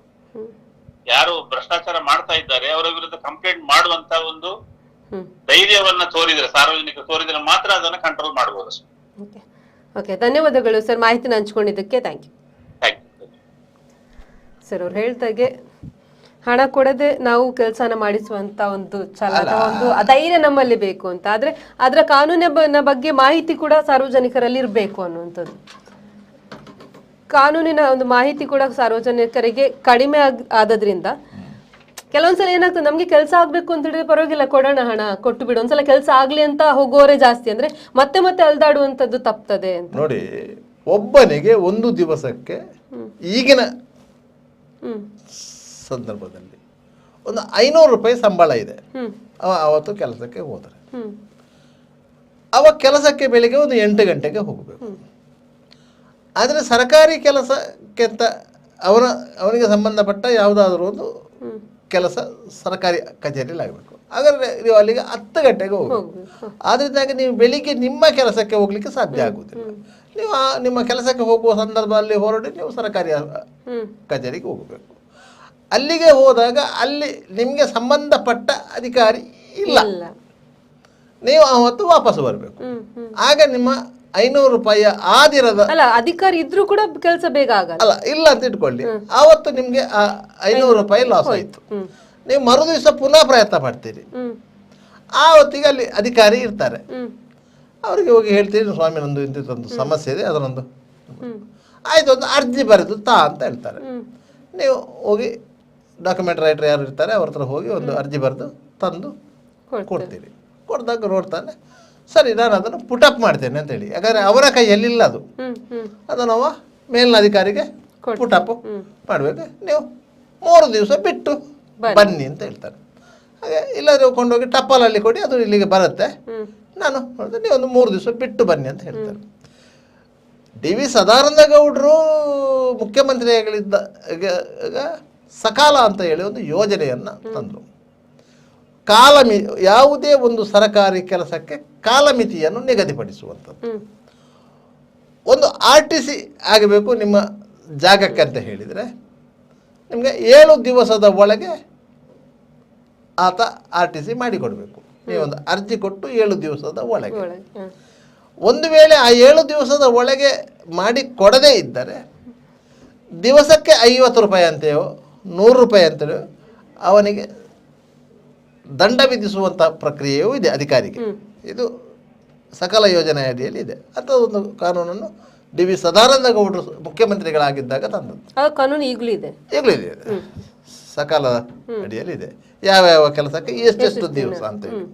ನಿಮಗೆ ಒಂದು ಡೆತ್ ಸರ್ಟಿಫಿಕೇಟ್ ಆಗಬೇಕು, ಇಲ್ಲದ್ರೆ ಒಂದು ಬರ್ತ್ ಸರ್ಟಿಫಿಕೇಟ್ ಆಗಬೇಕು ಅಂತ ಹೇಳಿ ನೀವು ಮಹಾನಗರ ಪಾಲಿಕೆಗೆ ಹೋಗಿ ನೀವು ಅರ್ಜಿ ಕೊಟ್ಟರೆ ನಿಮಗೆ 3 ದಿವಸದಲ್ಲಿ ಡೆತ್ ಸರ್ಟಿಫಿಕೇಟ್ ಕೊಡ್ತಾನೆ, ಇಲ್ಲದ್ರೆ ಬರ್ತ್ ಸರ್ಟಿಫಿಕೇಟ್ ಕೊಡ್ತಾರೆ. ಇಲ್ಲ ಇದರಲ್ಲಿ ಎಂಟ್ರಿಯೇ ಇಲ್ಲದಿದ್ದರೆ ನೋ ಎಂಟ್ರಿ ಆದರೂ ಕೊಡ್ತಾನೆ, ಕೊಡಲೇಬೇಕು ಸಕಾಲ. ಆದರೆ ಅಲ್ಲಿ ಏನಾಗುತ್ತೆ ಅಂತ ಹೇಳಿದರೆ ಅಲ್ಲಿಯೂ ಒಂದು ಭ್ರಷ್ಟಾಚಾರಕ್ಕೆ ಒಂದು ದಾರಿಯನ್ನು ಹುಡುಕಿದ್ದಾರೆ. ನೀವು 3ನೇ ದಿವಸಕ್ಕೆ ಹೋದರೆ ಅವ ಹೇಳ್ತಾನೆ ನಿಮ್ಮ ಎಂಟ್ರಿ ಸಿಗಲಿಲ್ಲ ಅಂತ, ಹುಡುಕಿದೆ ಸಿಗಲಿಲ್ಲ, ನೀವು 1 ವಾರ ಬಿಟ್ಟು ಬನ್ನಿ ಅಂತೇಳಿ ಈ ರೀತಿಯಾಗಿ ಅಲೆದಾಡಿಸ್ತಾರೆ. ನಿಮಗೆ ಸ್ಥಳೀಯರಿಗಾದರೆ ಅವರು ಮಾಡಿಕೊಡ್ತಾರೆ. ಈ ಮಂಗಳೂರಿನಲ್ಲಿ ಏನಾಗಿದೆ ಅಂತ ಹೇಳಿದರೆ ಕೇರಳದಿಂದ ಹೆಚ್ಚಿನ ಸಂಖ್ಯೆಯಲ್ಲಿ ಇಲ್ಲಿ ಡೆಲಿವರಿಗೆ ಅಂತ ಬರ್ತಾರೆ. ಅವರು ಇಲ್ಲಿನ ಯಾವುದಾದ್ರೂ ಖಾಸಗಿ ಆಸ್ಪತ್ರೆಯಲ್ಲಿ ಡೆಲಿವರಿಯಾಗಿ ಅವರು ಊರಿಗೆ ಹೋಗಿರ್ತಾರೆ. ಆ ದಾಖಲೆಗಳು ಹಾಸ್ಪಿಟ್ಲಿಂದ ಮಹಾನಗರ ಪಾಲಿಕೆಗೆ ಬಂದಿರ್ತದೆ. ಆದ್ದರಿಂದ ಅವ ಕ್ಯಾಲಿಕಟ್ಟಿಂದಲೋ ತ್ರಿಕರಿಪುರದಿಂದಲೋ ಎಲ್ಲಿಂದಲೋ ಅವ ಬರ್ತ್ ಸರ್ಟಿಫಿಕೇಟ್ ಬೇಕು ಅಂತಂದರೆ ಅವ ಮಂಗಳೂರಿಗೆ ಬರಬೇಕು. ಬಂದು ಇಲ್ಲಿ ಮಹಾನಗರ ಪಾಲಿಕೆಯಲ್ಲಿ ಅರ್ಜಿ ಸಲ್ಲಿಸಬೇಕು. ಸಲ್ಲಿಸಿದ ಕೂಡಲೇ ಇವ ಹೇಳ್ತಾರೆ 7 ದಿವಸ ಬಿಟ್ಟು ಬನ್ನಿ ಅಂತೇಳಿ. ಸಾಮಾನ್ಯವಾಗಿ 7 ದಿವಸ ಬಿಟ್ಟು ಬರಬೇಕು. ಅವ ಹೋಗ್ತಾನೆ. ಆಗ ಅವನಿಗೆ ಒಬ್ಬ ಅಲ್ಲೇ ಇದ್ದವನೊಬ್ಬ ಅವನನ್ನು ಸಂಪರ್ಕ ಮಾಡ್ತಾನೆ. ನಿಮಗೆ ಅರ್ಜೆಂಟ್ ಉಂಟಾ ಬರ್ತ್ ಸರ್ಟಿಫಿಕೇಟ್ ಅಂತೇಳಿ. ಈ ಬರ್ತ್ ಸರ್ಟಿಫಿಕೇಟ್ಗಳೆಲ್ಲ ಅರ್ಜೆಂಟ್ ಯಾಕೆ ಇರೋದು? ಒಂದು ಅವ ವಿದೇಶದಲ್ಲಿ ಇದ್ದರೆ ಮಗುವಿಗೆ ಒಂದು ಪಾಸ್ಪೋರ್ಟ್ ಮಾಡಿಸ್ಬೇಕಾಗ್ತದೆ, ಅಂಥದಕ್ಕೆಲ್ಲ ಬರ್ತ್ ಸರ್ಟಿಫಿಕೇಟ್ ಎಲ್ಲ ಬೇಕಾಗ್ತದೆ. ಡೆತ್ ಸರ್ಟಿಫಿಕೇಟ್ ಅರ್ಜೆಂಟ್ ಕೆಲವರಿಗೆ ಬರುವುದು ಯಾವಾಗ ಗೊತ್ತಾ? ಜಾಗ ಮಾರಾಟ ಮಾಡುವಂಥ ಸಂದರ್ಭದಲ್ಲಿ. ನಮ್ಮ ಅಜ್ಜಿ ಒಂದು ತೀರಿ ಹೋಗಿದ್ರು 30 ವರ್ಷದ ಹಿಂದೆ, ಅದೊಂದು ಡೆತ್ ಸರ್ಟಿಫಿಕೇಟ್ ಬೇಕು ಅಂತ ಹೇಳಿ. ಯಾಕಂದ್ರೆ ಸಂತಾನ ನಕ್ಷೆ ಮಾಡಬೇಕಲ್ಲ. ಅವ್ರು ತೀರಿ ಹೋಗಿದ್ದಕ್ಕೆ ನೀವು ಡೆತ್ ಸರ್ಟಿಫಿಕೇಟ್ ಕೊಡಬೇಕು, ಇಲ್ಲ ಸಂತಾನ ನಕ್ಷೆಯಲ್ಲಿ ನೀವು ರಥ ಅಂತ ಹೇಳ್ತೀರಿ. ಅದಕ್ಕೆ ಬಗ್ಗೆ ಡೆತ್ ಸರ್ಟಿಫಿಕೇಟ್ ಬೇಕು. ಅದಕ್ಕೆ ಆಗ ಇವರು ಹೋಗಿ ಹೇಳ್ತಾರೆ, ಒಂದು 5,000 ಕೊಡಿ, ಈಗಲೇ ತೆಗಿಸಿ ಕೊಡ್ತೇನೆ ಅಂತೇಳಿ. ಏನಿಲ್ಲ, ಅವರ ಕಂಪ್ಯೂಟರಲ್ಲಿ ಫೀಡ್ ಆಗಿರ್ತದೆ, ಅದಕ್ಕೆ ಒಂದು ಹೆಸರು ಸೇರಿಸೋದು, ಅದಕ್ಕೆ ಒಂದು ಪ್ರಿಂಟ್ ಕೊಡೋದು, ಕೊಂಡೋಗಿ ಆರೋಗ್ಯ ಅಧಿಕಾರಿ ಹತ್ರ ಸಿಗ್ನೇಚರ್ ಮಾಡಿಸೋದು. ಇಷ್ಟೇ ಕೆಲಸ ಇರೋದು, 5 ನಿಮಿಷದ ಕೆಲಸ ಇರೋದು. ಅದಕ್ಕೊಂದು 5,000ವ 10,000ವ ಅವನ ಕಿಲೋಮೀಟರ್ ಲೆಕ್ಕ ಆಗ್ತಾನೆ ಯಾರು ಈ ಬ್ರೋಕರ್. ಅವ ಎಷ್ಟು ದೂರದಿಂದ ಬರಬೇಕು, ಅಷ್ಟೇ ಬರ್ಲಿಕ್ಕೆ ಕಷ್ಟ ಆಗುವುದು. ಅದು ಅವನಿಗೆ ಒಂದು 5,000 ಕೊಟ್ಟರೆ ಆಗಲೇ ಸಿಗ್ತದಲ್ಲ ಅಂತೇಳಿ 5,000 ಕೊಟ್ಟು ಹೋಗ್ತದೆ. ಇದು ಭ್ರಷ್ಟಾಚಾರ ಮೂಲ ಕಾರಣ. ನಮಗೆ 7 ದಿವಸದ ನಂತರ ಸಿಕ್ಕಿದ್ರೆ ಸಾಕಂತೆ ಆವಾಸದ ಹೋದರೆ 7 ದಿವಸದ ನಂತರ ಬಂದರೆ ಇವು ಅದನ್ನೇ ಕೊಕ್ಕೆ ಹಾಕುವುದು. ಯಾವುದು, ನಿನ್ನ ಆಧಾರ್ ಕಾರ್ಡ್ ಇಟ್ಕೊಂಡು ಬಾ ಅಂತ, ಇನ್ನೊಂದೇನಾದ್ರು ಡಾಕ್ಯುಮೆಂಟ್ ಅಂತ. ಅವನು ಕೊಡ್ಲಿಕ್ಕೆ ಇರೋದು ಅವನಲ್ಲಿರುವಂಥ ದಾಖಲೆಗಳನ್ನು ಮಾತ್ರ, ಅದರಲ್ಲಿ ಬೇರೆ ದಾಖಲೆಗಳನ್ನು ಏನು ಅದನ್ನು ತಿದ್ದಲಿಕ್ಕೆ ಏನೂ ಇಲ್ಲ. ಅಲ್ಲಿರುವ ದಾಖಲೆಯಿಂದ ಪ್ರಿಂಟ್ಔಟ್ ಕೊಡೋದಷ್ಟೇ. ಅವನಿಗೆ ತಗೊಂಡು ಅವನ ಆಧಾರ್ ಕಾರ್ಡ್ ಯಾಕೆ ಬೇಕು? ಅವನು ಯಾವುದೋ ಉದ್ದೇಶಕ್ಕೆ ತಗೊಳ್ತಾನೆಪ್ಪ, ಅದು ಅವನ ವೈಯಕ್ತಿಕ ಉದ್ದೇಶಕ್ಕಿರ್ಬೋದು, ಬೇರೆ ಯಾರಿಗಾದರೂ ಹೆಲ್ಪ್ ಮಾಡಲಿಕ್ಕೆ ಇರ್ಬೋದು. ಆದರೆ ಅಲ್ಲಿ ಕೊಕ್ಕೆ ಹಾಕಲಿಕ್ಕೆ ಏನು ಅವಕಾಶಗಳು ಅದರ ಮಾಡ್ತಾರೆ. ಅದಕ್ಕಾಗಿ ಅದು ಆ ರೀತಿಯ ಭ್ರಷ್ಟಾಚಾರ. ಇಂಥ ಸಂದರ್ಭದಲ್ಲಿ ಲೋಕಾಯುಕ್ತಕ್ಕೆ ಹೋಗಿ ನೀವು ಕಂಪ್ಲೇಂಟ್ ಕೊಟ್ಟರೆ ಅವೇನಲ್ಲಿ ಡಿಮ್ಯಾಂಡ್ ಮಾಡಿರೋದಿಲ್ಲ 5,000 ಕೊಡು ಅಂತ. 5,000 ಕೊಡು ಅಂತ ಡಿಮ್ಯಾಂಡ್ ಮಾಡುವ ಯಾರು? ಈ ಬ್ರೋಕರ್.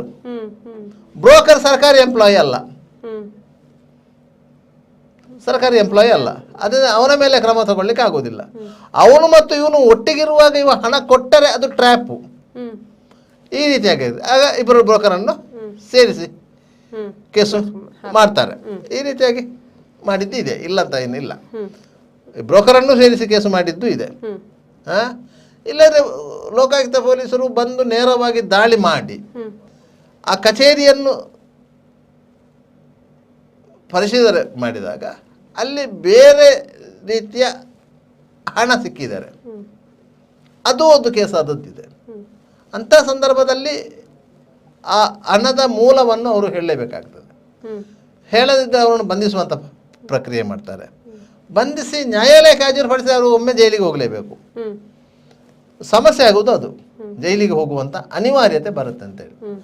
ಆದರೆ ಲೋಕಾಯುಕ್ತ ಪೊಲೀಸು ವ್ಯವಸ್ಥೆಯಲ್ಲಿ ಲೋಕಾಯುಕ್ತ ಪೊಲೀಸ್ ವ್ಯವಸ್ಥೆ ಅಂತಲ್ಲ, BNS ಅಲ್ಲೂ ಸಹ ಅಷ್ಟೇ, ಇಂದಿನ IPS ಅಲ್ಲೂ ಅಷ್ಟೇ. ಎಲ್ಲೂ ನಿಮಗೆ ಆರೋಪಿಯನ್ನು ಬಂಧಿಸಬೇಕು ಅಂತಲ್ಲಿ ಯಾವ ಕಾನೂನಲ್ಲೂ ಇಲ್ಲ. ಇಂಡಿಯನ್ ಎವಿಡೆನ್ಸ್ ಆ್ಯಕ್ಟ್, ಸಾಕ್ಷ್ಯ ಅಧಿನಿಯಮ ಅಂತ ಇದೆ, ಅದರಲ್ಲಿ ಮಾತ್ರ ನಿಮಗೆ ಆರೋಪಿಯನ್ನು ಬಂಧಿಸಬೇಕಂತ ಇರೋದು. ಯಾವುದಕ್ಕೆ ಅಂತ ಹೇಳಿದರೆ ಮೆಟೀರಿಯಲ್ ಎವಿಡೆನ್ಸ್ ಬೇಕಾದರೆ ಮಾತ್ರ ಅಂತ. ಈಗ ಒಂದು ತಕ್ಷೀರು ನಡೆದಿರ್ತದೆ, ಒಂದು ಘಟನೆ ನಡೆದಿರ್ತದೆ, ಒಬ್ಬನ ತಲೆಗೆ ಇನ್ನೊಬ್ಬ ಕಲ್ಲಿನಿಂದ ಹೊಡೆದಿರ್ತಾರೆ ಅಂತ ಇಟ್ಕೊಳ್ಳಿ. ಅವನ ತಲೆಗೆ ರಕ್ತಗಾಯ ಆಗಿರ್ತದೆ, ಈ ಬಗ್ಗೆ ಒಂದು ಕೇಸ್ ಆಗಿರ್ತದೆ.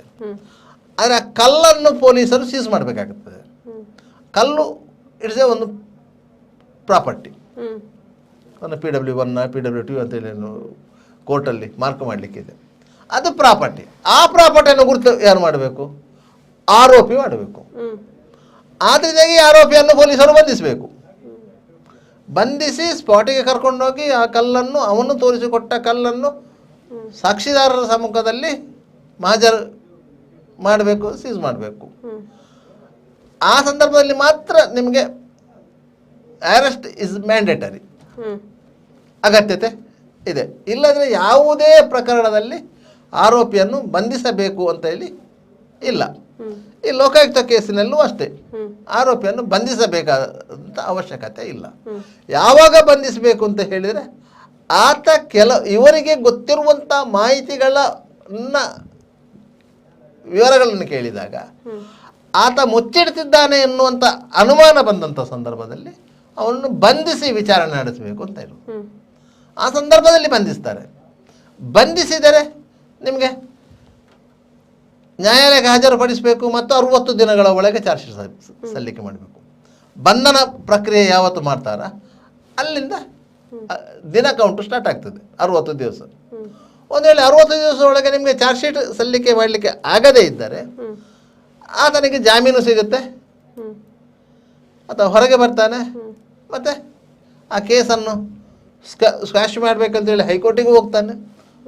ಆ ರೀತಿಯಾಗಿ ಅವನು ಏನೆಲ್ಲ ಕಾನೂನಿಂದ ರಕ್ಷಣೆ ಪಡ್ಕೊಳ್ಬೋದು ಅದನ್ನೆಲ್ಲವನ್ನು ಮಾಡ್ತಾನೆ. ಆದ್ದರಿಂದಾಗಿ ಸರ್ಕಾರಿ ಅಧಿಕಾರಿಗಳಿಗೆ ಹೇಗೂ ಮಾಡಿಟ್ಟಿರುವಂಥ ದುಡ್ಡು ಇದೆ, ಅದು ಸಹ ಅಕ್ರಮವಾಗಿ ಮಾಡಿರೋದು. ಸಂಬಳದ ಹಣವನ್ನು ಖರ್ಚು ಮಾಡಲಿಕ್ಕೆ ಅವರಿಗೆ ಮನಸ್ಸು ಬರಲಿಕ್ಕಿಲ್ಲ.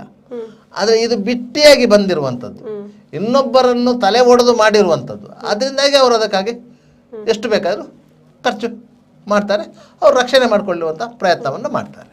ಸರ್, ಈಗ ಒಂದು ಪ್ರಶ್ನೆ, ಕೊನೆಯದಾಗಿ ಒಂದು ಪ್ರಶ್ನೆ ಅಂದರೆ, ಈಗ ನೀವು ಆಗಲೇ ಹೇಳಿದಾಗೆ ಈ ಮುಟ್ಟುಗೋಲು ಹಾಕಿದಂಥ ಅಥವಾ ರೈಡ್ ಮಾಡಿದಂಥ ವಸ್ತುಗಳನ್ನು ಅಥವಾ ವಾಹನ ಇರ್ಬೋದು ಅದನ್ನು ಕೊಂಡೋಗಿ ಅವರ ಲೋಕಾಯುಕ್ತರು ತಗೊಂಡೋಗಿರ್ತಾರೆ.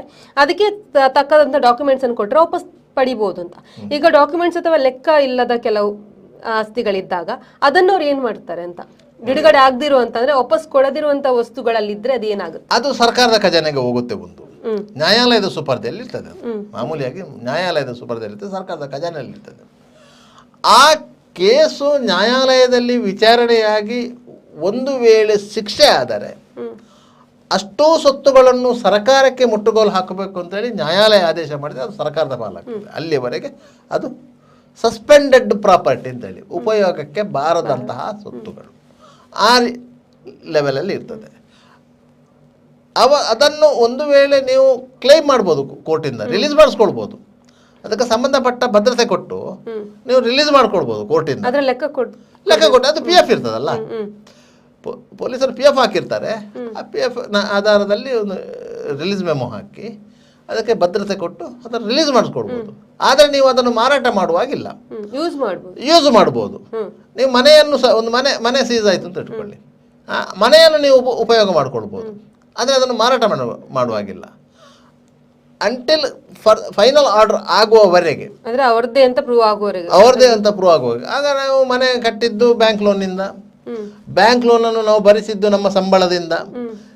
ನನಗೆ ಈ ಸರ್ಕಾರಿ ಸಂಬಳ ಬಿಟ್ಟು ನನಗೆ ಬೇರೆ ಇನ್ಕಮ್ ಇತ್ತು, ನನ್ನ ಹೆಂಡತಿಗೆ ಇನ್ಕಮ್ ಇತ್ತು, ನನ್ನ ಮಾವನ ಕೈಯಿಂದ ನಾನು ಇಷ್ಟು ಸಾಲ ತಗೊಂಡಿದ್ದೇನೆ, ಆ ಮಾವನಿಗೆ ಇಂಥ ವ್ಯವಹಾರ ಇದೆ, ಅವರು ಇಷ್ಟು ಟ್ಯಾಕ್ಸ್ ಪೇಯರು.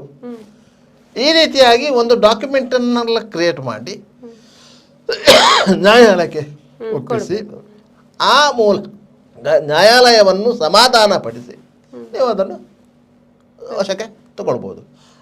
ತದನಂತರದ ಡೆವಲಪ್ಮೆಂಟ್ ಅಂದರೆ ನ್ಯಾಯಾಲಯದಲ್ಲಿ ವಿಚಾರಣೆ ಆಗುವಾಗ ನಿಮಗೆ ಆರೋಪಿಯ ಮೇಲೆ ಶಿಕ್ಷೆ ಆಗುವ ಪ್ರಮಾಣ ಭಾರಿ ಕಡಿಮೆ ಇರ್ತದೆ.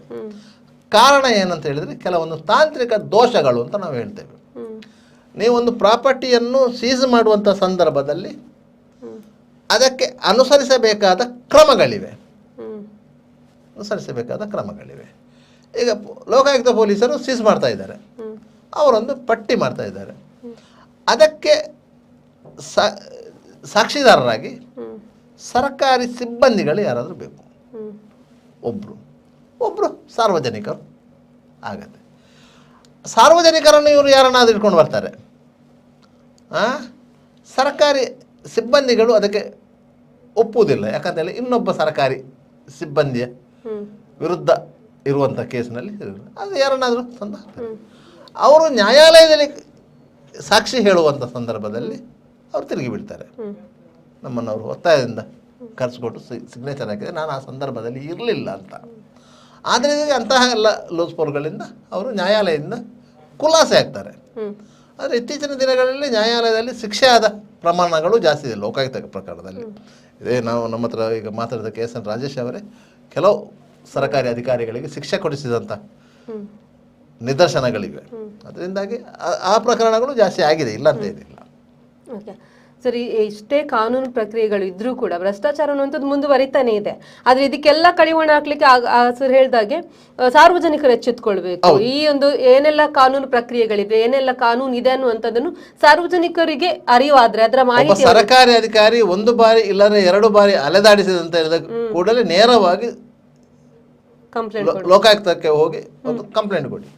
ಯಾವುದೆಲ್ಲ ಕಾನೂನು ಪ್ರಕ್ರಿಯೆ ಇದೆ ಅನ್ನುವಂಥದ್ದು ಸಾರ್ವಜನಿಕರಿಗೆ ಅರಿವಾಗ ಅದರ ಮಾಹಿತಿ ಮೊದಲು ನಾವು ತಿಳ್ಕೊಂಡು ಆಮೇಲೆ ಅದರ ಪ್ರಕಾರ ನಾವು ಸಾರ್ವಜನಿಕರು ಎಚ್ಚೆತ್ತುಕೊಂಡ್ರೆ ಭ್ರಷ್ಟಾಚಾರವನ್ನು ಕಂಪ್ಲೀಟ್ ಆಗಿ ನಾವು ಕಂಟ್ರೋಲ್ಗೆ ತರಬಹುದು ಅಂತ ಹೇಳ್ತಾ ಇವತ್ತಿನ ಸುದ್ದಿಗೊಂದು ಗುದ್ದು ಕಾರ್ಯಕ್ರಮವನ್ನು ಮುಗಿಸುವಂತಹ ಸಮಯ ಆಗಿದೆ. ಸರ್, ಇಷ್ಟೊತ್ತು ನಮ್ಮ ಜೊತೆ ಕೂತ್ಕೊಂಡು ಮಾಹಿತಿನ ಹಂಚ್ಕೊಂಡಿದ್ದಕ್ಕೆ ಧನ್ಯವಾದಗಳು. Thank you. ನೋಡಿದ್ರಲ್ಲ, ಇದು ಇವತ್ತಿನ ಸುದ್ದಿಗೊಂದು ಗುದ್ದು ನೇರ ಪ್ರಸಾರದ ಕಾರ್ಯಕ್ರಮ. ಮುಂದಿನ ಸುದ್ದಿಗೊಂದು ಗುದ್ದು ನೇರ ಪ್ರಸಾರದ ಕಾರ್ಯಕ್ರಮದಲ್ಲಿ ಮತ್ತೊಂದು ವಿಷಯಗಳ ಜೊತೆ ಭೇಟಿಯಾಗ್ತೀವಿ. ಅಲ್ಲಿವರೆಗೂ ನಿರಂತರ ಸುದ್ದಿ ಮತ್ತು ಮನರಂಜನೆಗಾಗಿ ನೋಡ್ತಾ ಇರಿ V4 ನ್ಯೂಸ್.